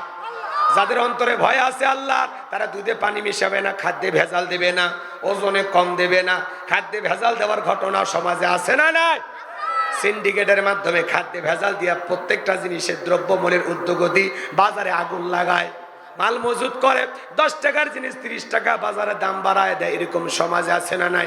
যারা সিন্ডিকেটের মাধ্যমে প্রত্যেকটা জিনিসের দাম বাড়াইয়া জনগণের প্রতি জুলুম করতেছেন, আজ হোক কাল হোক আল্লাহর দরবারে প্রত্যেকটা টাকার জবাব একদিন দিতে হবে, কথা বলেন ঠিক কিনা? মদিনার বাজারে আমার নবীজি গেলেন, বিশাল একটা খেজুরের স্তূপ, আমার নবী খেজুরের স্তূপের ভিতরে হাত ঢুকিয়ে দিলেন, ভিতর থেকে কিছু খেজুর বের করলেন, তাকায় দেখেন খেজুরগুলো ভিজা। আমার নবী ডেকে বলেন, কি ব্যাপার সাহাবী? ওপরের খেজুরগুলো শুকনো, ভিতরের খেজুরগুলো কেন ভিজা? ডেকে বলেন, হুজুর আজকে একটু পানি হয়েছে মদিনার আকাশে, এই জন্য একটু খেজুরগুলো ভিজে গেছে। আমার নবী ডেকে বলে, সাহাবী এমন কথা বলবা না, আজকে মদিনাতে কোনো বৃষ্টি হয় নাই। মনে রাখবা, এরকম প্রতারণা করা যাবে না। মাঙ্গসা ফালাইসা মিন্নি, যে আমার উম্মতের সাথে প্রতারণা করে, আমার উম্মতকে ধোঁকা দেয়, সে আমার দলভুক্ত হতে পারবে না। এই জন্য বাজান গো আমার, খাদ্যে ভেজাল দেওয়া যাবে না, ওজনে কম দেওয়া যাবে না। বিশেষ করে মাছের ব্যবসা যারা করে, গোসরের ব্যবসা যারা করে, অনেক ক্ষেত্রে একটু ওজনে কম বেশি দেয়, এমন আছে না নাই? আবার যারা দেখবেন বাড়িতে বাড়িতে চাল ডাল ক্রয় করে, এরা নেওয়ার সময় বেশি নেয়, দেওয়ার সময় কম দেয়, আছে না নাই? এজন্য বাজান গো আমার, আল্লাহর ভয় যাদের অন্তরে আছে, এরা সুদ খাইতে পারবে না, ঘুষ খাইতে পারবে না, জিনা করতে পারবে না, জমিরাল ঠেলতে পারবে না, খাদ্যে ভেজাল দিতে পারবে না, ওজনে কম দিতে পারবে না।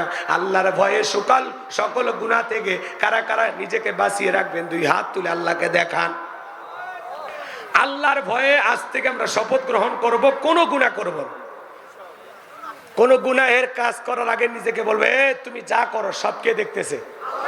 হ্যাঁ, এই চিন্তা যদি সামনে থাকে, তাহলে আপনি গুনাহ করতে পারবেন না, যে আমি যা করতেছি সব আমার আল্লাহ দেখতেছে। কথা বলে ঠিক কিনা? এবার 2 নাম্বার, আমার আল্লাহ রাব্বুল আলামিন বলেন, ওয়াস-সাবিরিনা আলা মা আসাবাহুম। আল্লাহু আকবার। আমার আল্লাহ ডেকে বলেন, যারা বিপদ আপদ মুসিবতে সবর করে, ধৈর্য ধারণ করে, ওয়াস-সাবিরিনা আলা মা আসাবাহুম, বিপদ আপদ মুসিবতে সবর করা দরকার আছে না নাই?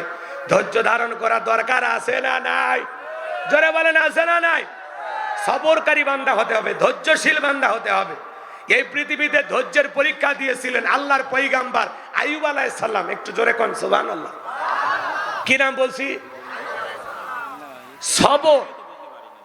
আপনি যদি ধৈর্য ধারণ করতে পারেন, আপনার জীবনে সফলতাকে দেবেন কে? ইন্নাল্লাহা মা'as-সাবিরিন। ধৈর্যশীল বান্দাদেরকে ভালোবাসেন কে? সবর। সবরের ফল আপনি পাবেন। আপনি যদি ধৈর্য ধারণ করতে পারেন, সফলতা আপনার আসবেই ইনশাআল্লাহ। মানে কোন মানুষ যদি সবর করে, ধৈর্য ধারণ করে, আল্লাহ তাকে বিমুখ করে না, এর পুরস্কার আল্লাহ তাকে দেয়। বলেন না কেন? সবরের পুরস্কার কে দেয়? আরো জোরে বলেন, কে দেয়? তাহলে একটু খেয়াল করেন, ওয়াস-সাবিরিনা আলা মা আসাবাহুম। মুমিন জীবনের সবচেয়ে গুরুত্বপূর্ণ একটা পয়েন্ট হলো সবর, ধৈর্য ধারণ করা। কথা বলেন না কেন? একটু মনোযোগ দিবেন, এদিক খেয়াল করেন। আল্লাহর পয়গাম্বর আইয়ুব আলাইহিস সালাম কতটা সবরকারী এবং ধৈর্যশীল পয়গাম্বর ছিলেন, একটু খেয়াল করেন। পয়গাম্বরের টাকা পয়সা সোনা দানা কোনো কিছুর অভাব নাই, তারপরে সবসময় জবান দিয়ে জিকির করেন কার? আর একটু জোরে বলেন কার? শয়তান একদিন আল্লাহ তাআলাকে ডেকে বলেন, আল্লাহ, আইয়ুব আলাইহিস সালামের সবকিছু আছে, তার টাকা পয়সা ধন দৌলত ক্ষেত খামার কোনো কিছুর অভাব নাই, বিবি সন্তান, এই জন্য বসে বসে আপনার জিকির করে। এগুলো যদি কেড়ে নেওয়া হয়, আপনার পয়গাম্বর আইয়ুব আপনাকে ভুলে যাবে। জোরে বলা যাবে না নাউজুবিল্লাহ? আমার ভাইয়েরা, এই কথা যখন শয়তান বললেন, আমার আল্লাহ ডেকে বলে, শয়তান রে, আমার পয়গাম্বর আইয়ুব আমাকে কখনো ভুলে যেতে পারে না। শয়তান ডেকে বলে, আল্লাহ তাআলা একটু ওয়াদা দেন, একটু পরীক্ষা করি। আমার আল্লাহ ডেকে বলে, যাও পরীক্ষা করে দেখতে পারো, কিন্তু আমার আইয়ুব কখনো আমাকে ভুলে যাবে না, জিকিরি বন্ধ করবে না। বলেন সুবহানাল্লাহ। এইবার বাজান গো আমার, আল্লাহর পয়গাম্বর আইয়ুব আলাইহিস সালামের ফসলের মাঠে যত ফসল ছিল, সব ফসল নষ্ট কইরা মানুষের সুরত নিয়া শয়তান যায় বলে, ও পয়গাম্বর, তোমার ফসলের জমিতে যত ফসল ছিল সব ফসল নষ্ট হয়ে গেছে, একটু ফসল নাই। আল্লাহর পয়গাম্বর ডেকে বলে, এতদিন এই জমিগুলো থেকে যে আল্লাহ তাআলা ফসল দিয়েছিল, সে আল্লাহ তাআলার হুকুমে এই বছর যেহেতু আমি ফসল পাবো না, এতে আমার আফসোস নাই, মন খারাপ নাই, আমি শুকরিয়া আদায় করে পড়ছি আলহামদুলিল্লাহ। ফসল নষ্ট হয়ে গেছে, তারপরে কি বলে? কথা কয় না। আর আপনি আমি জমির ধান পাইকে গেছে, বোঝেন তো? ভাষা বোঝেন নাকি? আমার ভাষা বোঝেন না? জমির ধান কি হয়েছে? পাইকে গেছে। আপনি হয়তোবা 2 দিন পর কামলা দিয়া বা কৃষিক্ষেত্রের লোক লাগাইয়া এই ধানগুলো কেটে বাড়িতে নিয়ে আসবেন, কিন্তু ঠিক আল্লাহর কাছে দোয়া করে বলতেছেন, আল্লাহ, একটু জমির ধানগুলো যেন খাড়া থাকে। আপনি যেদিন কামলা লাগাবেন তার আগের দিন, মাঠে লোক লাগাবেন তার আগের দিন একটু হালকা বৃষ্টি হইয়া, একটু হালকা ঝড় তুফান হইয়া জমির ধানগুলো পড়ে গেছে। আপনি সকালবেলা ফজরের নামাজ পড়িয়া জমিতে যায় দেখেন খাড়া ধান কি হয়ে গেছে? পড়িয়ে গেছে, শুয়ে আছে। এই দৃশ্য দেখে মাথার টুপি খুলে বলে, আল্লাহ এটা একটা কাম করলে। কথা কয় না কেন? এরকম মুসলমান আছে না নাই? আচ্ছা বলেন তো, ঝড় তুফানে আপনার জমির ধান যদি 2-1 মণ পড়েও যায়, ঝড় তুফানে হয়তো বা 25 মণের জায়গায় আপনি 23 মণ পাইলেন, আল্লাহ যদি চাই পরের বছরে ওই জমিতে 30 মণ দেওয়ার ক্ষমতা আল্লাহর আছে না নাই? তা আপনার রিজেকে, আপনার তকদিরে যতটুকু আছে ততটুকু ফসল আপনার ঘর পর্যন্ত পৌঁছায়া দিবেন কি? আপনার রিজেকে যা আছে ততটুকুই আপনি পাবেন। তাহলে আপনি শুকরিয়া আদায় করবেন কার? আর আপনি কি কোন আল্লাহ এটা কাম করলে কি সবরকারী হওয়া যাবে? তো খালি ওয়াজ এমনি গল্প করতেছি না, এখান থেকে শিক্ষা আছে না নাই? অসবিরিনা আলা মা আসাবাহুম, বিপদ আপদ মুসিবতে সবর করা লাগবে, ধৈর্য ধারণ করা লাগবে। কথা বলে ঠিক কি না? তাহলে ফসলের জমির যদি একটু 19-20 হয়ে যায়, তারপরেও কি আলহামদুলিল্লাহ, আল্লাহ আমার রিজেকে যা আছে আমি তাই পাবো। কথা কন ঠিক কি না? এরপরে শোনেন,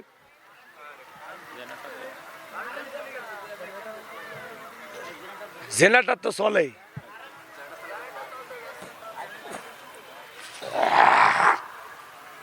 গরম পানি খেলেন না?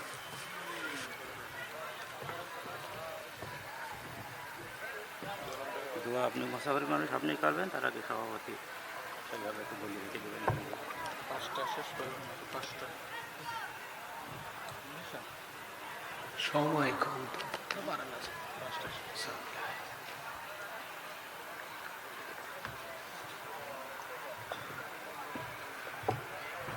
কষ্ট হচ্ছে আপনাদের?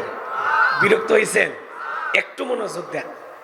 তাহলে আমার রিজেক যতটুকু আল্লাহ তাআলা ফসলের জমি থেকে ঘর পর্যন্ত পৌঁছায় দিবেন ততটুকুই আমার প্রাপ্য ছিল। 2-1 দানা যদি নষ্ট হয়ে যায়, 2-1 মণ যদি জমিতে পড়ে যায়, ওটা আমার রিজেকে ছিল। আর ওইটা নিয়ে আমি কখনো আফসোস করব?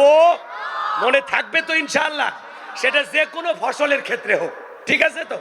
এবার শোনেন, পয়গাম্বারের উট দুম্বা ছাগল যেগুলো ছিল সব মরে গেছে, একটাও বেঁচে নেই।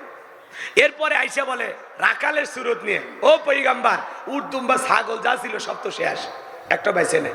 পয়গাম্বার ডেকে বলে, এতদিন এগুলো থেকে আল্লাহ তাআলা অনেক উপকার নেওয়ার সুযোগ আমাকে করে দিয়েছে, এগুলো মারা গেছে, আমার কোনো আফসোস নাই, এজন্য আমি মন খুনুন না, আমার মনটা খারাপও না, আমি আল্লাহর শুকরিয়া আদায় করে পড়ছি আলহামদুলিল্লাহ। একটু জোরে বলেন, কি বলেছে? আর আমরা একটা ছাগলের বাচ্চা মারা গেলে 3 দিন শোক পালন করি। কথা কয় না? আমার গ্রামের এক লোক গরুর বাছুর হইয়াই মারা গেছে, বোঝেন তো নাকি? গাভীর পেট থেকে কি বের হয়? বাছুর। ওই বাছুরটা হইয়া কি হয়েছে? মারা গেছে। চাচা লঙ্গি কোন জায়গা তুলে দৌড়াচ্ছে আমি আর ওটা বললাম না, আপনারা বুঝে নেন। কথা বুঝছেন? একেবারে চাচা বর্ডারত লঙ্গি তুলছে, তুলে যাইতেছে। আমি তখন বলে, চাচা মিয়া কই যান এইভাবে? তখন বলতেছে, সেই কথা বলিস না বাবা, আল্লাহর চোখ নেই। জোরে কর নাউজুবিল্লাহ, আরেকটু জোরে কর নাউজুবিল্লাহ। আমি তখন বলে, চাচা মিয়া ঘটনা কি হয়েছে খুইলা কন তো। তখন বলতেছে, আমার গাভীর বাছুর হয়েই মারা গেছে। তখন আমি বললাম, চাচা আমি এই যে ছোট একটা বিপদ দিয়ে আল্লাহ বড় বড় বিপদ থেকে আপনাদেরকে আল্লাহ তাআলা হেফাজত করতেছেন। এই যে একটু বাছুর মারা যায়, মুরগি মারা যায়, একটা ছাগল মারা যায়, এগুলোর দ্বারা আল্লাহ তাআলা পরীক্ষা নেন। কথা কয় না? আল্লাহ কি নেয়? পরীক্ষা নেই। তা আপনি এত হতাশ হয়েছেন কয়ে আল্লাহ বাছুর না মারে আমাকে মারলো না কে?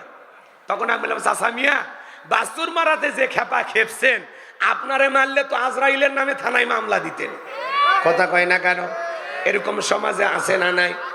বাজান গো, এরপরে আল্লাহর পয়গাম্বারের সন্তান যারা ছিল মারা গেল। এইবার এসে খবর দেওয়া হলো, ও পয়গাম্বার, তোমার সন্তান যারা ছিল মারা গেছে, বেঁচে নাই। আল্লাহর পয়গাম্বার ডেকে বলে, এতদিন এই সন্তানগুলো আমার ছিল, আল্লাহ তাআলা আমার সন্তানগুলোকে আমার কাছে রেখে দিয়েছিলেন, তাদের সমস্যা হয়েছে, এতে আমি আফসোস করব না, মন খারাপ করব না, আমি আল্লাহর শুকরিয়া আদায় করে পড়তেছি আলহামদুলিল্লাহ। জীবন মৃত্যুর মালিক আল্লাহ, আল্লাহ দিয়েছিল, আল্লাহ নিয়ে গেছে, এতে আমার আফসোস করার কিছুই নাই। কথা বলেন ঠিক কিনা? জীবন মৃত্যুর মালিক কে? আমাদের অনেকেরই বাচ্চা কাচ্চা থাকে, সন্তান জন্ম নিয়ে মারা যায়, আমরা হা হুতাশ করি, আছে না নাই? অনেক মা বোনেরা বিলাপ করে কান্নাকাটি করে বলে, আল্লাহ দিলু তেলিলু কে? আছে না? আছে। কারণ মা বাবা যদি মারা যায়, অনেক মা বোন আছে বিলাপ করে কান্নাকাটি করে, আছে না নাই? মারা গেছে মনে করেন জিগর কাছে বাজার, এখান থেকে অটো ভ্যানে চড়ে যাচ্ছে আর মানে এমন কায়দায় কান্নাকাটি করতেছে, পুরো রাস্তার মানুষ জানতেছে যে কেউ একজন মরছে। কথা কয় না ভাই? রাগ রাগ করতেছেন? দেখবেন মা বাবা, এদিক খেয়াল করেন, অনেকের মা বাবা মারা যায়, আমাদেরও মা বাবা একদিন মারা যাবে। দেখবেন মহিলারা বিলাপ করে কান্নাকাটি করে, বাবা সেদিনই আমার বাড়িতে গেছিল, নানান ভাবে কান্নাকাটি করে। আমার হাতের পিঠা খাইয়া বলে কি যে মজা হইছে রে, আমার বাবা কোনোদিন এই কথা বলবে না। আছে না? না, বাবা আমাকে একটা নতুন খাট কিনে দিতে চাইছিল রে। বড় ভাই বলে কান্দিস না, আব্বা মরছে, কি আছে, আমি খাট কিনে দেব। কান্দেও আবার বান্দেও, কথা কয় না কে? আছে না নাই? এভাবে বিলাপ করে কান্নাকাটি করা জায়েজ নাই। শোনেন, বিশ্ব নবীর প্রিয়তম স্ত্রী আম্মা জান খাদিজাতুল কুবরা রাদিয়াল্লাহু তাআলা আনহা মারা গেছেন। একটু শোনেন আমার ভাইয়েরা, নবীজির প্রিয়তম স্ত্রী মারা গেছেন। নবীর চারটা কন্যা সন্তান, 3টা কন্যা সন্তান জোরে জোরে কান্নাকাটি করে, চোখে পানি আছে, জবানে কান্নার আওয়াজও আছে। হযরতে ফাতেমা কান্না করে, জবানে কোনো আওয়াজ নাই। আমার নবীর চোখেও পানি, প্রিয়তমা স্ত্রীকে হারাইয়া ফাতেমার চোখের পানি দেখা আমার নবী ডেকে বলে, মা এদিকে। ফাতেমাকে ইশারা দিয়ে কাছে ডাকলেন, ডাকার পরে জিজ্ঞাসা করেন, মা আমার 3টা মেয়ে কান্নাকাটি করে, ওদের কান্নার আওয়াজ শোনা যায়, তুমি কান্না করছো মা, তোমার কণ্ঠে কোনো আওয়াজ নাই। ভালো করে বুঝবেন, হযরতে ফাতেমা কান্নাকাটি করে, জবানে কোনো আওয়াজ নাই। মা বোন যারা বৈশা বৈশা আলোচনা শুনতেছেন, মা আপনার মা মারা যাক, বাবা মারা যাক, আত্মীয় স্বজন যেই মারা যাক, স্বামী মারা যাক, আপনি কান্না করবেন ফাতেমার মতো, চোখে পানি বের হবে কিনা। কি খায়া মরছে, কোন দিন আসছিল বাড়িতে বেড়াবা, এগুলো ঘটনা কইরা অনেক মহিলা দেখবেন কান্নাকাটি করতে করতে কাপড় কোন দিক যায় তাও টের পায় না। হাজার হাজার মানুষ এসে বেপরদায় ওরে দেখে, কথা কয় না? ও পাগলি খালি কান দিলে হবে। রাগ করতেছে, মন খারাপ করেছে। বিশ্ব নবী ডেকে বলে, মা ফাতেমা, তোমার মা খাদিজা ইন্তিকালের পূর্বে আমার কাছে বলে গেছে, আমার 4টা কন্যা সন্তান আছে, আমার 4 মেয়ের মধ্যে ফাতেমা যেন আমার গোসল করাইয়া দেয়। সুবহানাল্লাহ বলে। আমার অন্য কোন মেয়ে যেন আমারে গোসল না করাইয়া দেয়, আমার ফাতেমা যেন আমাকে গোসল করাইয়া দেয়। ও মা, তোমার মা মারা গেছে, যাও যাও তুমি তোমার মায়ের জন্য গোসল করাইয়া দাও। হযরতে ফাতেমা আম্মা জান খাদিজাতুল কুবরা রাদিয়াল্লাহু তাআলা আনহাকে গোসল করাইয়া দিলেন। আম্মা জান খাদিজা ইন্তিকালের পূর্বে কবরের ভয়ে আমার নবীকে ডেকে বলেন, নবী দীর্ঘদিন আপনার সংসার করলাম, হঠাৎ করে না জানি কোন দিন বিদায় হবে, কোন দিন আমি মারা যাই নবী জানি না। আমি আপনার কাছে কয়েকটা জিনিস চাইব নবী গো। আমার ইন্তিকালের পরে 1 নাম্বার আপনার একটা জুব্বা আছে নবী গো, ও নবী ওই জুব্বাটা দিয়া আমার কাপড়ের কাপড় বানায়া দেবেন। ও নবী 2 নাম্বার দাবি, আপনি নিজে জানাজার ইমামতি করবেন, আমার কবর একটু গড়াগড়ি দিবেন। 3 নাম্বার দাবি গো নবী, যতক্ষণ পর্যন্ত কবরের সলজব না হবে ততক্ষণ পর্যন্ত আপনি আমার কবর থেকে সরে আসবেন না। হযরতে খাদিজাতুল কুবরা রাদিয়াল্লাহু তাআলা আনহা কেমন ভাগ্যবতী রমণী, যেই নারীটাকে আসমানের মালিক আল্লাহ সালাম দিয়েছিলেন। সুবহানাল্লাহ বল। সে আম্মা জান খাদিজা কবরে যাওয়ার সময় বড় ভয় করে, মা বোন যারা আলোচনা শুনতেছেন বা একটু মনোযোগ দিয়ে শোনেন যে কথা বলতে চাচ্ছিলাম। আম্মা যারা খাদিজার ইন্তিকাল হয়ে গেল, নবীজির কাছে যা যা চেয়েছিলেন আমার নবী ডেকে বলে, মা ফাতিমা, আমার এই জুব্বাটা তোমার মাকে গোসল করায়া দাও, দাও পড়াইয়া দাও। হযরতে ফাতিমা আম্মা জান খাদিজাতুল কুবরা রাদিয়াল্লাহু তাআলা আনহার গোসল করায়া দিলেন। নবীজির জুব্বা শরীরে কাপনের কাপড় বানায়া পড়াইয়া দিলেন। আমার নবীজি নিজে জানাজার ইমামতি করলেন, কবরের ভিতরে ঘোরাঘুরি করলেন। লাশটা কবরে রাখার পর আম্মা জান খাদিজাতুল কুবরাকে কবরে রাখার পর কবরে মাটি দেওয়া হলো। সাহাবা ইকরাম একে একে চলে যায়। ডেকে বলে, নবী আপনি কি যাবেন না? আমার নবী ডেকে বলে, যাও যাও তোমরা চলে যাও, আমি আমার খাদিজার কাছে ওয়াদা দিয়েছি যতক্ষণ পর্যন্ত কবরের সলজব না হবে ততক্ষণ পর্যন্ত আমি কবর থেকে সরতে পারবো না। আমার ভাইয়েরা, আমার নবী আম্মা জান খাদিজাকে বড় ভালোবাসতেন। আম্মা জান খাদিজাও রাসূলকে বড় ভালোবাসতেন। কোনদিন নবীকে না খাওয়াইয়া নিজে খাবার খাইতেন না। বলেন সুবহানাল্লাহ। রাসূলকে খাবার না খাওয়াইয়া আম্মা জান খাদিজা কখনো খাবার খান নাই। সুবহানাল্লাহ। এমন বউ কি এখন পাওয়া যায়?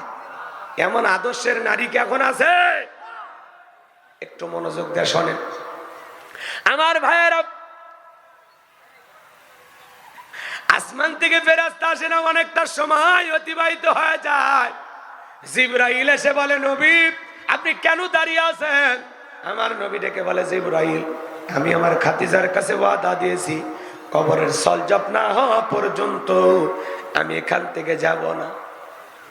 আমার ভাইয়েরা, জিবরাইল এসে বলে, নবী যেদিন খাদিজাতুল কুবরা রাদিয়াল্লাহু তাআলা আনহা কবরের সলজবের ভয়ে কান্নাকাটি করেছিল, সেদিনই খাদিজার কবরের সলজব আমার আল্লাহ কবুল করে নিয়েছেন।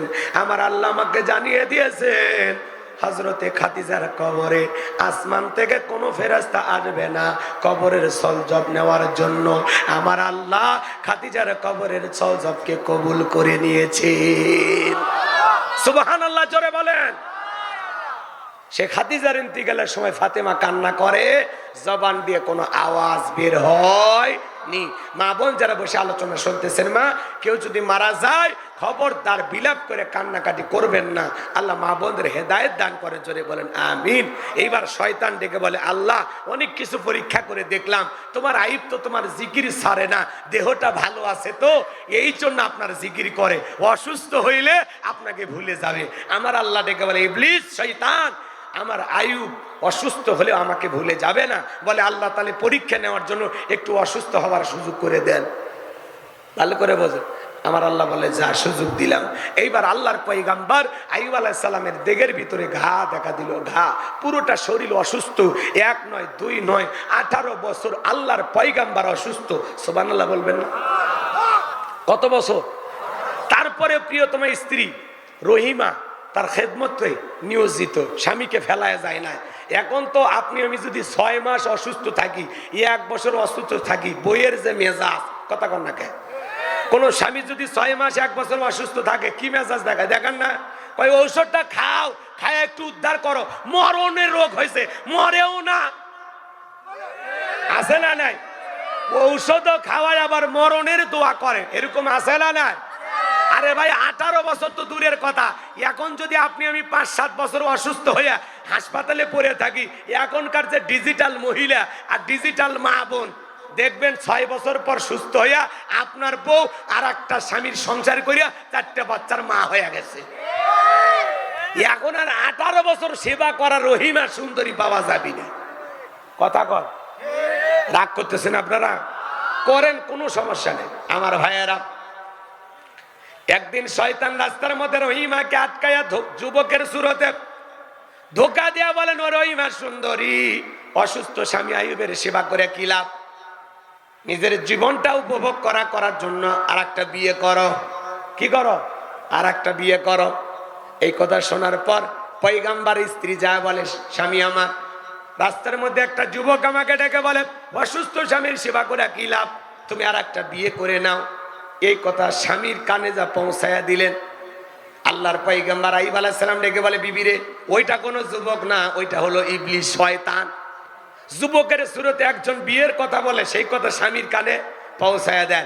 এখনকার মা বোনেরা যদি যশোর বাস স্ট্যান্ডে কোনো যুবকের সাথে দেখা হয়, সেই গল্প কি এসে স্বামীর কাছে করে না। পারলে ওর মোবাইল নাম্বার নেয়, স্বামী বাড়িতে না থাকলে সারাদিন কুটুর কুটুর করে ফোনে কথা কয়।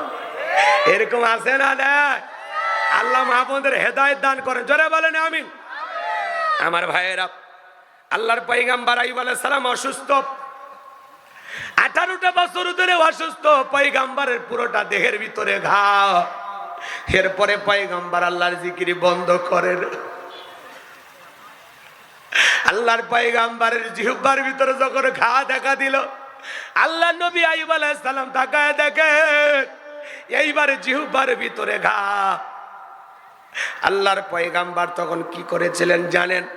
আমার আল্লাহ রাব্বুল আলামিন বলেন, ওয়া আইয়ুবা ইদনাদা রাব্বাহু আন্নী মাসানিয়াদ দুররু ওয়া আনতা আরহামুর রাহিমিন। আমার আল্লাহ ডেকে বলেন, স্মরণ করে আইয়ুবের কথা। যখন আইয়ুব আলাইহিস সালাম অসুস্থ থাকা অবস্থা আল্লাহর কাছে বলেন, ওয়া আনতা আরহামুর রাহিমিন, আপনি তো দয়ালুর মধ্যে সর্বশ্রেষ্ঠ দয়ালু। সুবহানাল্লাহ বলেন। পয়গম্বরের কথা বলার ধরনটা কত সুন্দর জানেন? কি বলতেছে? ওয়া আনতা আরহামুর রাহিমিন, আপনি দয়ালুর মধ্যে সর্বশ্রেষ্ঠ দয়ালু। সুবহানাল্লাহ বলেন। ডাইরেক্ট বলতেছেন আল্লাহ জিহ্বাতে ঘা ভালো করে দেন, আমি অসুস্থ সুস্থ বানায় দেন, এই কথা বলতেছে না। কি বলে? আপনি দয়ালুর মধ্যে সর্বশ্রেষ্ঠ দয়ালু। এই কথা বলে পয়গম্বর ডেকে বলেন, আল্লাহ আমার দেহের ভিতরে ঘা ছিল, আমার কোনো আফসোস ছিল না, আমার জিহ্বাটা সুস্থ ছিল, ভালো ছিল, এই জিহ্বা দিয়ে আমি আপনার জিকির করি। আমার জিহ্বার ভিতরে ঘা দেখা দিয়েছে, জিহ্বা নাড়াইতে বড় ব্যথা হয়।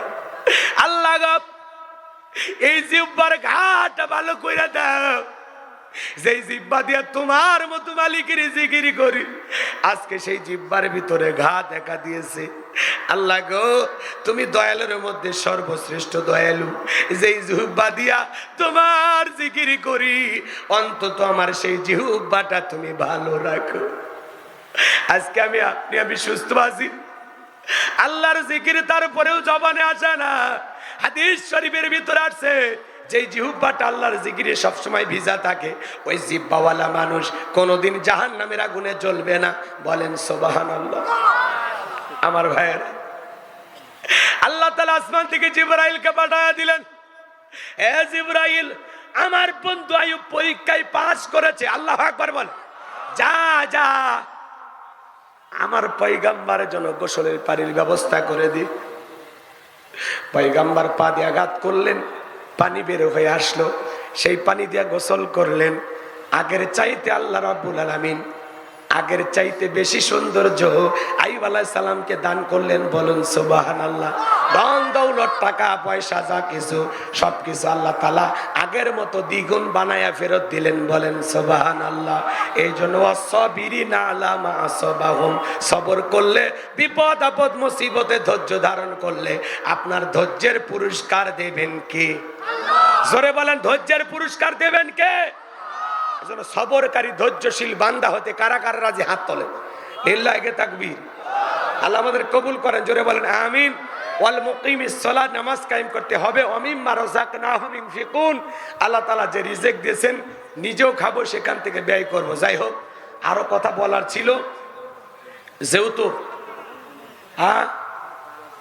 বুঝি না 25 বছর।